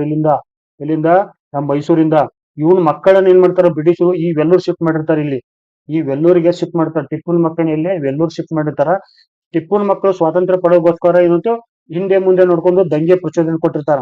ಸೊ ಬ್ರಿಟಿಷರ್ ಏನ್ ಮಾಡ್ತಾರ? ಮತ್ತೊಂದ್ಸಲಿ 1803 ಅಥವಾ 6 ಸಂದರ್ಭದಲ್ಲಿ ಈ ಸೈನಿಕ ದಂಗೆನ ಏನ್ ಮಾಡ್ತಾರೆ? ಏನ್ ಮಾಡ್ತಾರೆ ಅಂದ್ರೆ ವೆಲ್ಲೂರು ದಂಗೆನ ಶಮನ ಮಾಡ್ತಾರೆ. ನೆಕ್ಸ್ಟ್ ನೋಡ್ರಿ, ಶ್ರೀರಂಗಪಟ್ಟಣವನ್ನು ಮೈಸೂರಿನ ರಾಜ್ಯ ಒಡೆಯರವರಿಗೆ ಬಿಟ್ಟು ಕೊಟ್ಟ ವಿಜಯನಗರದ ಅರಸ ಯಾರು ಹೇಳ್ತಾರೆ ನೋಡ್ರಿ. ಶ್ರೀರಂಗಪಟ್ಟಣ ನಮ್ಮ ಮಂಡ್ಯದ ಹತ್ರ ಬರ್ತಕ್ಕಂಥ ಮಂಡ್ಯ ಜಿಲ್ಲೆ. ಅದು ಮಂಡ್ಯ ಜಿಲ್ಲೆಯಲ್ಲಿ ಇರ್ತಕ್ಕಂಥ ನೆಕ್ಸ್ಟ್ ಕಾವೇರಿ ನದಿ ದಂಡೆ ಮೇಲೆ ಇರ್ತಕ್ಕಂಥ ಒಂದು ನೀವು ನಗರ ನೋಡ್ತೀರಿ. ಶ್ರೀರಂಗಪಟ್ಟಣವನ್ನು ಮೈಸೂರಿನ ರಾಜ ಒಡೆಯರಿಗೆ ಬಿಟ್ಟುಕೊಟ್ಟ ವಿಜಯನಗರ ಅರಸ ಯಾರು ಅಂತ ಹೇಳ್ತಾರೆ. ಸ್ನೇಹಿತರೆ, ಇಲ್ಲಿ ಸರಿಯಾಗಿರ್ತಕ್ಕಂಥ ಉತ್ತರ ಯಾರು? ಎರಡನೇ ವೆಂಕಟರಾಯ. ಈ ಎರಡನೇ ವೆಂಕಟರಾಯ ಅರವಿಡು ವಂಶದ ಅತ್ಯಂತ ಪ್ರಸಿದ್ಧ ದೊರೆ ಇವನು. ಅರವಿಡು ವಂಶದ ಅತ್ಯಂತ ಪ್ರಸಿದ್ಧ ದೊರೆ. ಯಾಕಂದ್ರೆ ಈ ಕೃಷ್ಣ ದೇವರಾಯನ ನೋಡ್ತೀವಿ ನಾವು. ಕೃಷ್ಣ ದೇವರಾಯ ಶಾರ್ಟ್ ಆಗಿ ಬೈತೀನಿ KDR ಅಂತ. KDR ತುಳು ವಂಶದ ಅತ್ಯಂತ ಪ್ರಸಿದ್ಧ ದೊರೆ. ಇನ್ನ ಸಂಗಮ ವಂಶದ ಪ್ರಸಿದ್ಧ ದೊರೆ ಯಾರು? ಎರಡನೇ ದೇವರಾಯ. ಎರಡನೇ ದೇವರಾಯ ನೋಡ್ತೀವಿ ನಾವು ಇಲ್ಲಿ. ಇವನಿಗೆ ಯಾವ್ದು ಬಿರುದಿತ್ತು? ಗಜವೆಂಟೆಕಾರ ಎಂಬ ಬಿರುದಿತ್ತು. ಸರಿನಾ? ಹಂಗೆ ನಾವು ಅರವಿಡು ವಂಶದ ಒಂದು ಪ್ರಸಿದ್ಧ ದೊರೆಯನ್ನು ತಿಳ್ಕೊಬೇಕಾಗತ್ತೆ. ಅನಿವಾರ್ಯ ಈ ಸಂದರ್ಭದಲ್ಲಿ ಕೇಳ್ತಾರೆ ಒಂದೊಂದ್ಸಲ. ಸೊ ಅರವಿಡು ವಂಶದ ಪ್ರಸಿದ್ಧ ದೊರೆ ಯಾರು? ಎರಡನೇ ವೆಂಕಟ ದೇವರಾಯ. ಈ ಎರಡನೇ ವೆಂಕಟ ದೇವರಾಯ ಏನ್ ಮಾಡ್ತಾರೆ? ಈ ಶ್ರೀರಂಗಪಟ್ಟಣ ಇರ್ತಾರ, ಈ ಶ್ರೀರಂಗಪಟ್ಟಣ ಯಾರು ಆಳ್ತಿದ್ರು ಮುಂಚೆ? ಶ್ರೀರಾಮ ಆಳ್ತಿದ್ದ. ಈ ಶ್ರೀರಾಮನಿಂದ ಬಿಡಿಸಿ ಮೈಸೂರಿನ ರಾಜ ಒಡೆಯರ್ ಇರ್ತಾರಲ್ಲ, ಮೈಸೂರು ರಾಜ ಒಡೆಯರಿಗೆ ಈ ಶ್ರೀರಂಗಪಟ್ಟಣವನ್ನ ಬಿಟ್ಕೊಡ್ತಾರೆ. ಆ ಸಂದರ್ಭದಲ್ಲಿ ಏನಾಯ್ತು? ಶ್ರೀರಂಗಪಟ್ಟಣ ಮೈಸೂರು ರಾಜರ ಒಂದು ರಾಜಧಾನಿಯಾಗಿ ಮಾರ್ಪಡುತ್ತೆ ಇಲ್ಲಿ. ನೆಕ್ಸ್ಟ್ ನೋಡ್ರಿ, ಮೊಘಲ ಸಾಮ್ರಾಟ ಅಕ್ಬರನು ವಿಜಯನಗರದ ಈ ಕೆಳಗಿನ ಯಾವ ದೊರೆಯ ಆಸ್ಥಾನಕ್ಕೆ ತನ್ನ ರಾಯಭಾರಿಗಳನ್ನು ಕಳುಹಿಸಿದನು ಅಂತ ಹೇಳ್ತಾರೆ ನೋಡ್ರಿ. ಯಾರು? ಮೊಘಲ ಸಾಮ್ರಾಟ ಅಕ್ಬರನು ವಿಜಯನಗರದ ಒಂದು ಈ ಕೆಳಗಿನ ಯಾವ ದೊರೆಯ ಆಸ್ಥಾನಕ್ಕೆ ತನ್ನ ರಾಯಭಾರಿಗಳನ್ನು ಕಳಿಸಿದ ಅಂತ ಹೇಳ್ತಾರೆ. ಆಪ್ಷನ್ಸ್ ನೋಡ್ರಿ, ತಿರುಮಲ, ಶ್ರೀರಂಗ, ಎರಡನೇ ವೆಂಕಟ ದೇವರಾಯ, ಮೂರನೇ ಶ್ರೀರಂಗ. ನೀವು ತಿರುಮಲನ್ ತೆಗೆದು ಹಾಕ್ಬೋದು ಇಲ್ಲಿ. ಯಾಕಂದ್ರೆ ಇವನು 1570 ಇರ್ತಾನೆ. ಬಟ್ ಆ ಸಂದರ್ಭದಲ್ಲಿ ಅಕ್ಬರ್ ಇನ್ನೂ ಪ್ರಬಲ ಆಗಿರಂಗಿಲ್ಲ. ಆಮೇಲೆ ಶ್ರೀರಂಗ ಬಹಳ ದಿನ ಆಳ್ಕೆ ಮಾಡಂಗಿಲ್ಲ. ಬಟ್ ಇಲ್ಲಿ ಪ್ರಬಲ ದೊರೆ ಯಾರು? ಎರಡನೇ ವೆಂಕಟ ದೇವರಾಯ. ಸೊ ಇವನ ಒಂದು ಕನ್ವರ್ಟ್ ಮಾಡೋಗೋಸ್ಕರ ಏನ್ ಮಾಡ್ತಾನೆ ಅಕ್ಬರ್ ಇಲ್ಲಿ 1600ರ ಸಂದರ್ಭದಲ್ಲಿ ಮತ್ತು 1604ರ ಸಂದರ್ಭದಲ್ಲಿ 2 ಬಾರಿ ತನ್ನ ರಾಯಭಾರಿಗಳನ್ನ ಈ ಎರಡನೇ ವೆಂಕಟನಿಗೆ ಕಳಿಸ್ತಾನ. ಬಟ್ ಎರಡನೇ ವೆಂಕಟ ದೇವರಾಯ ತನ್ನ ಒಂದು ರಾಮರಾಯನ ನೀತಿಯನ್ನು ಅನುಸರಿಸದೆ ಇವನು ನೆಹರು ಅವರ ನೀತಿಯನ್ನು ಅನುಸರಿಸ್ತಾನೆ. ನೆಹರು ಅವರ ನೀತಿ ಯಾವುದು? ನಾನ್ ಅಲೈನ್ಮೆಂಟ್ ಮೂವ್ಮೆಂಟ್. ಈ ನೀತಿಯನ್ನು ಏನ್ ಮಾಡ್ತಾನಂದ್ರೆ ಈ ಎರಡನೇ ದೇವರಾಯ ತಟಸ್ಥ ನೀತಿಯನ್ನು ಅನುಸರಿಸಿ ಏನ್ ಮಾಡ್ತಾನ? ಅಕ್ಬರ್ ಯಾವುದೇ ಒಂದು ಪ್ರತಿಕ್ರಿಯೆಯನ್ನ ಕೊಡಲ್ಲ. ಹೀಗಾಗಿ ಏನು ಅಕ್ಬರ್ ಏನ್ ಮಾಡ್ತಾನ? ಇವನ ಜೊತೆ ಯಾವುದೇ ಒಂದು ವ್ಯವಹಾರಕ್ಕಾಗಿ ವ್ಯವಹಾರನ್ನ ಕೈಗೊಳ್ಳಲ್ಲ. ಒಂದ್ ವೇಳೆ ಕೈಗೊಂಡ್ರೆ ಈ ಗೋವಾದ ಒಂದು ಬೇಡಿಕೆ ಕೊಟ್ಟಿರ್ತಾನ ಅಕ್ಬರ್. ಸೊ ಈ ಒಂದು ಬೀಸೋದಿನ ತಪ್ಪಿಸಿಕೊಳ್ಳುವ ನೀತಿಯನ್ನು ಯಾರು ಅನ್ನಿಸ್ತಾರೆ? ಎರಡನೇ ವೆಂಕಟ ದೇವರಾಯ. ನೆಕ್ಸ್ಟ್ ನೋಡ್ರಿ, ಶ್ರೀ ವೆಂಕಟೇಶ ಎಂಬ ಹೊಸ ಮುದ್ರಿಕೆಯನ್ನು ಹೊರಡಿಸಿದ ವಿಜಯನಗರದ ಅರಸ ಯಾರು? ಶ್ರೀ ವೆಂಕಟೇಶ ಎಂಬ ಹೊಸ ಮುದ್ರಿಕೆಯನ್ನು ಹೊರಡಿಸಿದ ಯಾರು? ವಿಜಯನಗರದ ಅರಸ ಯಾರು ಅಂತ ಹೇಳ್ತಾರೆ ನೋಡ್ರಿ. ಸ್ನೇಹಿತರೆ, ಇಲ್ಲಿ ಸರಿಯಾಗಿರ್ತಕ್ಕಂಥ ಉತ್ತರ ಯಾವುದು? ಆಪ್ಷನ್ ಸಿ, ಎರಡನೇ ವೆಂಕಟ ದೇವರಾಯ. ಹಾಗಾದ್ರೆ ನಿಮ್ಗ ರಿಪೀಟ್ ಮಾಡ್ತೀನಿ ನಾನು. ಏನು? ಶ್ರೀ ವಿರೂಪಾಕ್ಷ ಎಂಬ ಮುದ್ರಿಕೆಯನ್ನು ಆರಂಭಿಸಿದವರು ಯಾರು? ಪ್ರಶ್ನೆ ಆಗತ್ತೆ ಒಂದೊಂದ್ಸಲ. ಆಲ್ರೆಡಿ ನಾವು ಶ್ರೀ ವೆಂಕಟೇಶ ನೋಡ್ತಾ ಇದೀವಿ ಇಲ್ಲಿ. ಅದಕ್ಕಿಂತ ಪೂರ್ವದಲ್ಲಿ ಏನಿತ್ತು? ಅವರ ಹಸ್ತಾಕ್ಷರ ಶ್ರೀ ವಿರೂಪಾಕ್ಷ ಇತ್ತು. ಸೊ ಈ ಶ್ರೀ ವಿರೂಪಾಕ್ಷ ನಿಮ್ಗೆ ಏನಾದ್ರು ಗೊತ್ತಿದ್ರೆ, ನಾನು ಪಾರ್ಟ್ 1 ಅಲ್ಲಿ ಇದನ್ನ ನಾನು ಆಲ್ರೆಡಿ ನಿಮ್ಗೆ ಎಕ್ಸ್ಪ್ಲನೇಷನ್ ಮಾಡಿದೀನಿ. ಅದ್ರ ಬಗ್ಗೆ ಏನಾದ್ರು ನಿಮ್ಗೆ ಐಡಿಯಾ ಇದ್ರೆ ಕಮೆಂಟ್ ಬಾಕ್ಸ್ ಅಲ್ಲಿ ತಿಳಿಸ್ರಿ. ಇದನ್ನೊಂದ್ಸಲ ನೋಡೋಣ ಇಂಟರಾಕ್ಟ್ ಹೆಂಗಿರುತ್ತೆ ಅಂತ. ಮುಂದಿನ ಪ್ರಶ್ನೆ ನೋಡ್ರಿ, ವಿಜಯನಗರದ ಈ ಕೆಳಗಿನ ಯಾವ ಅರಸನ ಕಾಲದಲ್ಲಿ ಡಚ್ಚರು, ನೋಡ್ರಿ ನೆನ್ಪಿಟ್ಕೊಡ್ರಿ, ಡಚ್ಚರು ಪುಲಿಕಾಟ್ನಲ್ಲಿ ತಮ್ಮ ವ್ಯಾಪಾರಿ ಕೋಟೆ ಅಥವಾ ಟ್ರೇಡ್ ಸೆಂಟರ್ ಅನ್ನ ಪ್ರಾರಂಭಿಸಿದ ಅಂತ ಹೇಳ್ತಾರೆ ನೋಡಿ. ಯಾರು? ಡಚ್ಚರಿಂದ. In which of the following place trade center was established by the Dutches in Pulicat? ಇಲ್ಲಿ ಎರಡನೇ ಒಂದು ವೆಂಕಟ ದೇವರಾಯನ ಕಾಲದಲ್ಲಿ ಏನ್ ಮಾಡ್ತಾರಂದ್ರ ಈ ಡಚ್ಚರು ಪುಲಿಕಾಟ್ ನಲ್ಲಿ ಏನ್ ಮಾಡ್ತಾರಂದ್ರ ತಮ್ಮ ವ್ಯಾಪಾರಿ ಕೋಟೆಯನ್ನು ಆರಂಭಿಸ್ತಾರೆ. ನೆಕ್ಸ್ಟ್ ನೋಡ್ರಿ, ವೆಲ್ಲೂರಿನಲ್ಲಿ, ನೋಡ್ರಿ ಬಹಳ ಇಂಪಾರ್ಟೆಂಟ್ ಆಗಿದ್ದು, ವೆಲ್ಲೂರಿನಲ್ಲಿ ಪೋರ್ಚುಗೀಸರಿಗೆ ಚರ್ಚ್ ಕಟ್ಟಲು ಅನುಮತಿ ನೀಡಿದ ವಿಜಯನಗರದ ಅರಸ ಯಾರಂತ ಹೇಳ್ತಾರೆ ನೋಡ್ರಿ. ವೆಲ್ಲೂರು ಎಲ್ಲಿ ಕಂಡು ಬರ್ತಿದ್ದು? ತಮಿಳುನಾಡು. ಇಲ್ಲಿ ಸರಿಯಾಗಿರ್ತಕ್ಕಂಥ ಉತ್ತರ ಯಾವುದು? ಎರಡನೇ ವೆಂಕಟ ದೇವರಾಯ. ಏನ್ ಮಾಡ್ತಾನಂದ್ರೆ ಎರಡನೇ ವೆಂಕಟ ದೇವರಾಯ ಕೂಡ ಈ ಒಂದು ಯಾರಿಗೆ? ಡಚ್ಚರಿಗೆ ಹೆಂಗ ವ್ಯಾಪಾರ ಮಾಡಲು ಒಂದು ತನ್ನ ಒಂದು ಅನುಮತಿ ಕೊಡ್ತಾನಲ್ಲ ಪುಲಿಕಾಟ್ ನಲ್ಲಿ, ಹಾಗೆ ಚರ್ಚ್ ಕಟ್ಟಲು ಈ ಪೋರ್ಚುಗೀಸರಿಗೆ ಏನ್ ಮಾಡ್ತಾನಂದ್ರ ಅನುಮತಿಯನ್ನ ಕೊಡ್ತಾನೆ. ಮುಂದಿನ ಪ್ರಶ್ನೆ ನೋಡ್ರಿ, ತುಂಬಾ ಇಂಪಾರ್ಟೆಂಟ್. ಎಚ್ಚಮ ನಾಯಕನು ಯಾವ ರಾಜ್ಯ ಮನೆತನ ಅಥವಾ ಮನೆತನಕ್ಕೆ ಸೇರಿದವನು ಕೇಳ್ತಾರೆ ನೋಡ್ರಿ. ಎಚ್ಚಮ ನಾಯಕ ಅಂತ ತಕ್ಷಣ ನಿಮ್ ತಲೆಯಲ್ಲಿ ಬಂದ್ಬಿಡುತ್ತೆ. ಬಟ್ ಯಾವ ಮನೆತನ ಅಂತ ಗೊತ್ತಾಗೋದು ಸ್ವಲ್ಪ ಕನ್ಫ್ಯೂಸ್ ಆಗ್ಬೋದು ನಿಮಗ. ಇಲ್ಲಿ ಆಪ್ಷನ್ಸ್ ಏನ್ ಕೊಡ್ತಾರು? ಕೆಳದಿ ಕೊಡ್ತಾರೆ, ಅರ್ಬಿಡು ಕೊಡ್ತಾರೆ, ವೇಲುಗೂಟಿ ಕೊಡ್ತಾರೆ, ಚೌಟ ಕೊಡ್ತಾರೆ. ಬಟ್ ಈ ನಾಯಕ ಅಂತ ಪದ ಬಂದಾಗ ನೀವೇನ್ ಮಾಡ್ತೀರ ಅಂದ್ರ ಶಿವ ಅಂತೇಳಿ ಏನ್ ಮಾಡ್ತೀರಿ? ಕೆಳದಿ ಹಾಕ್ತಿರಿ. ಕೆಳದಿ ಅಲ್ಲ ಇಲ್ಲಿ ಸರಿಯಾಗಿರ್ತಕ್ಕಂಥ ಉತ್ತರ ಯಾವುದು? ವೇಲುಗೂಟಿ ಮನೆತನಕ್ಕೆ ಸೇರಿದವನು ಯಾರು? ಎಚ್ಚಮ ನಾಯಕ. ನೆಕ್ಸ್ಟ್ ನೋಡ್ರಿ, ಇಲ್ಲಿ ವೇಲುಗೋಟಿ ಎಚ್ಚಮ ನಾಯಕನು ವಿಜಯನಗರದ ಯಾವ ಅರಸನಿಗೆ ಅಧಿಕಾರಕ್ಕೆ ಬರಲು ನೆರವಾಗಿದ್ದನು ಅಂತ ಕೇಳ್ತಾರೆ ನೋಡ್ರಿ. ಏನು ವಿಜಯನಗರದ ಒಂದು ಯಾವ ಅರಸನಿಗೆ ವೆಚ್ಚಮ ನಾಯಕನು ನೆರವಾಗಿದ್ದ ಅಂತ ಕೇಳ್ತಾರೆ. ಹಾಗಾದ್ರೆ ಇಲ್ಲಿ ಸರಿಯಾಗಿರ್ತಕ್ಕಂಥ ಉತ್ತರ ಯಾವುದು? ರಾಮದೇವ. ರಾಮದೇವ. ಮುಂದಿನ ಪ್ರಶ್ನೆ ನೋಡ್ರಿ. Empire without emperor. Emperor without emperor ಅಂತಂದ್ರೆ ಸಾಮ್ರಾಜ್ಯವಿಲ್ಲದ ಸಾಮ್ರಾಟ ಎಂದು ಪ್ರಸಿದ್ಧನಾಗಿದ್ದ ಅರಸ ಯಾರಂತ ಕೇಳ್ತಾರೆ ನೋಡಿ. ಇಲ್ಲಿ ಆಪ್ಷನ್ಸ್ ಏನ್ ಕೊಡ್ತಂದ್ರೆ ಮೂರನೇ ಶ್ರೀರಂಗ, ಹುಮಾಯೂನು, ಶಹಜಾನು, ದಾರಶಿಕೋ ಕೊಡ್ತಾರೆ. ಬಟ್ ಈ ಒಂದು ಕಂಟೆಸ್ಟ್ ಪ್ರಕಾರ ನಾವು ನೋಡ್ಬೇಕಾದ್ರೆ ಸರಿಯಾಗಿರ್ತಕ್ಕಂಥ ಉತ್ತರ ಯಾವುದು? ಮೂರನೇ ಶ್ರೀರಂಗ. ಯಾರು? ಮೂರನೇ ಶ್ರೀರಂಗ 1642ರಿಂದ 1670ರವರೆಗೆ ಆಡಳಿತ ಮಾಡ್ತಾನೆ. ರಾಜ ಇರ್ತಾನೆ, ಬಟ್ ನಮ್ ಸಾಮ್ರಾಜ್ಯನೇ ಇರಲ್ಲ, ಸಾಮ್ರಾಜ್ಯ ಇರಲ್ಲ. ಸೊ ನಾವೇನಂತ ಕರಿತೀವಿ ಆ ಒಂದು ಸನ್ನಿವೇಶಕ್ಕೆ? ಸಾಮ್ರಾಜ್ಯವಿಲ್ಲದ ಸಾಮ್ರಾಟ್ ಅಂತ ಕರಿತೀವಿ. ಮುಂದೆ ನೋಡ್ರಿ, ವಿಜಯನಗರದ ಯಾವ ಅರಸನಿಗೆ ಕೆಳದಿಯ ಶಿವಪ್ಪ ನಾಯಕ ಮತ್ತು ಮೈಸೂರಿನ ಕಂಠೀರವ ನರಸರಾಜ ಒಡೆಯರ್ ಆಶ್ರಯವನ್ನು ನೀಡಿದರು ಅಂತ ಹೇಳ್ತೀವಿ ನಾವು. ಹಿಂದಿನ ಸ್ಲೈಡ್ ಅಲ್ಲಿ ನೋಡಿದೀವಿ. ಇಲ್ಲಿ ಸಾಮ್ರಾಜ್ಯವಿಲ್ಲದ ಸಾಮ್ರಾಟ ಅಂದ್ರೆ ಅಲೆಮಾರಿ ರಾಜ ಅಂದಂಗೆ ಇವನು ಒಂಥರ ಅಲೆಮಾರಿ ರಾಜ. ಈ ಅಲೆಮಾರಿ ರಾಜನಿಗೆ ಒಂದು ಆಶ್ರಯ ನೀಡಿದ ಒಂದು ಯಾವ ರಾಜ, ಅದನ್ನ ಇಂಡೈರೆಕ್ಟ್ ಆಗಿ ಕೇಳಿದಾರೆ ಇಲ್ಲಿ. ಆಶ್ರಯವನ್ನು ನೀಡಿರ್ತಕ್ಕಂಥ ಕೆಳದಿ ಶಿವಪ್ಪ ನಾಯಕ ಮೈಸೂರು ನರಸರಾಜ ಒಡೆಯರ್ ಯಾರಿಗೆ ಆಶ್ರಯ ನೀಡಿದ ಅಂತ ಹೇಳ್ತಾರೆ ಇಲ್ಲಿ. ಇಲ್ಲಿ ನಾವು ನೋಡ್ಬೇಕಾದ್ರೆ ಸರಿಯಾಗಿರ್ತಕ್ಕಂಥ ಯಾವುದು? ಮೂರನೇ ಶ್ರೀರಂಗ. ಈ ಅಲೆಮಾರಿ ರಾಜ ಅಥವಾ ಸಾಮ್ರಾಜ್ಯವಿಲ್ಲದ ಸಾಮ್ರಾಟನಿಗೆ ಯಾರು ಆಶ್ರಯ ನೀಡ್ತಾರೆ? ಶಿವಪ್ಪ ನಾಯಕ ಮತ್ತು ಕಂಠೀರವ ನರಸರಾಜ್ ಒಡೆಯರ್. ಮುಂದೆ ನೋಡ್ರಿ, ಕೆಳಗಿನ ವಿಜಯನಗರದ ಅರಸರನ್ನು ಕಾಲಾನುಕ್ರಮದಲ್ಲಿ ಜೋಡಿಸಿ ಅಂತ ಕೊಡ್ತಾರೆ ನೋಡ್ರಿ. ಕೆಳಗಿನ ವಿಜಯನಗರದ ಅರಸರನ್ನು ಕಾಲಾನುಕ್ರಮದಲ್ಲಿ ಜೋಡಿಸಿ ಅಂತ ಕೊಡ್ತಾರೆ. ಸ್ನೇಹಿತರೆ, ಇಲ್ಲಿ ಆಪ್ಷನ್ಸ್ ನೋಡೋಣ ಏನೇನ್ ಕೊಡ್ತಾರೆ. ಒಂದು ತಿರುಮಲ, ಇನ್ನೊಂದು ಶ್ರೀರಂಗ, ನೆಕ್ಸ್ಟ್ ಎರಡನೇ ವೆಂಕಟ, ಇನ್ನೊಬ್ಬ ಯಾರು? ರಾಮದೇವ. ಹಿಂಗ ಆಪ್ಷನ್ಸ್ ಕೊಡ್ತಾರೆ. ಬಟ್ ಇಲ್ಲಿ ಸರಿಯಾಗಿರ್ತಕ್ಕಂಥ ಉತ್ತರ ಯಾವುದು? ಆಪ್ಷನ್ ಎ, ಮೇಲಿನ ಎಲ್ಲವೂ. ಅಂದ್ರೆ ಮೊದಲಿಗೆ ತಿರುಮಲ ಬರ್ತಾನೆ, ಆಮೇಲೆ ಶ್ರೀರಂಗ, ಎರಡನೇ ವೆಂಕಟ, ರಾಮದೇವ. ನೋಡೋಣ ಅದು ಸಂಪೂರ್ಣ ಮಾಹಿತಿ ಇಲ್ಲಿ ನೋಡೋಣ. ಅರಬಿಡು ವಂಶದ ಅರಸರು ಯಾರು ಕೊಟ್ಟಿರ್ತಾರೆ ನೋಡ್ರಿ. ಈ ತಿರುಮಲ ಯಾರು? ಫಸ್ಟಿಗೆ ನೋಡೋಣ ನಾವಿಲ್ಲಿ ಮೂಲ ಪುರುಷ ನೋಡೋಣ. ಮೂಲ ಪುರುಷ ಯಾರಪ್ಪ ಇರ್ತಕ್ಕಂಥ ವಿಚಾರ ಆವಾಗಲೇ ಹೇಳಿದೆ ನಿಮ್ಗ. ತಾತ ಪಿನ್ನಮ್ಮ ಎನ್ನುವರು ಈ ವಂಶದ ಒಂದು ಏನು ಮೂಲ ಪುರುಷ. ಯಾರು? ತಾತ ಪಿನ್ನಮ್ಮ. ಸರಿ, ಅದು ಸ್ಥಾಪಕ ಯಾರು? ಈ ಅರಬಿಡು ವಂಶ ಸ್ಥಾಪಕ ಯಾರು? ತಿರುಮಲ. ಇನ್ನು ಈ ವಂಶದ ಕೊನೆಯ ದೊರೆ ಯಾರು? ಫಸ್ಟ್ 2-3 ನೋಡ್ಕೋಬೇಕಿಲ್ಲ ನಮಗ, ನೆನಪು ಉಳಿಬೇಕಾರ. ಕೊನೆಯ ದೊರೆ ಯಾರು? ಮೂರನೇ ಶ್ರೀರಂಗ. ಯಾರು? ಮೂರನೇ ಶ್ರೀರಂಗ ಕೊನೆಯ ದೊರೆ. ಮೊದಲ ದೊರೆ ಯಾರು? ತಿರುಮಲ. ಇನ್ನು ತಿರುಮಲ ಆದ್ಮೇಲೆ ಅವನ ಮಗ ಬರ್ತಾನೆ, ಅದು ಒಂದನೇ ಶ್ರೀರಂಗ. ಒಂದನೇ ಶ್ರೀರಂಗ ನಂತರ ಯಾರು ಬರ್ತಾರೆ? ಎರಡನೇ ವೆಂಕಟ ಬರ್ತಾನೆ. ಎರಡನೇ ವೆಂಕಟ ಆದ್ಮೇಲೆ ಏನ್ ಮಾಡ್ತಾನಂದ್ರ ಇವನು ಬರ್ತಾನೆ. ಯಾರು? ಎರಡನೇ ಶ್ರೀರಂಗ ಬರ್ತಾನೆ. ಎರಡನೇ ಶ್ರೀರಂಗ ನಂತರ ರಾಮದೇವ ಬರ್ತಾನೆ. ರಾಮ ಆದ್ಮೇಲೆ ವೆಂಕಟ ಬರ್ತಾನೆ. ಆಮೇಲೆ ಮೂರನೇ ಶ್ರೀರಂಗ ಬರ್ತಾನೆ. ಇಲ್ಲಿ ಅತ್ಯಂತ ಪ್ರಸಿದ್ಧ ದೊರೆ ಯಾರು? 1586ರಿಂದ 1414 ಆಳ್ತಾನಲ್ಲ, ಯಾರು? ಎರಡನೇ ವೆಂಕಟ ದೇವರಾಯ. ಇವನು ಪ್ರಸಿದ್ಧ ದೊರೆ ಈ ಕಾಲದ್ದು.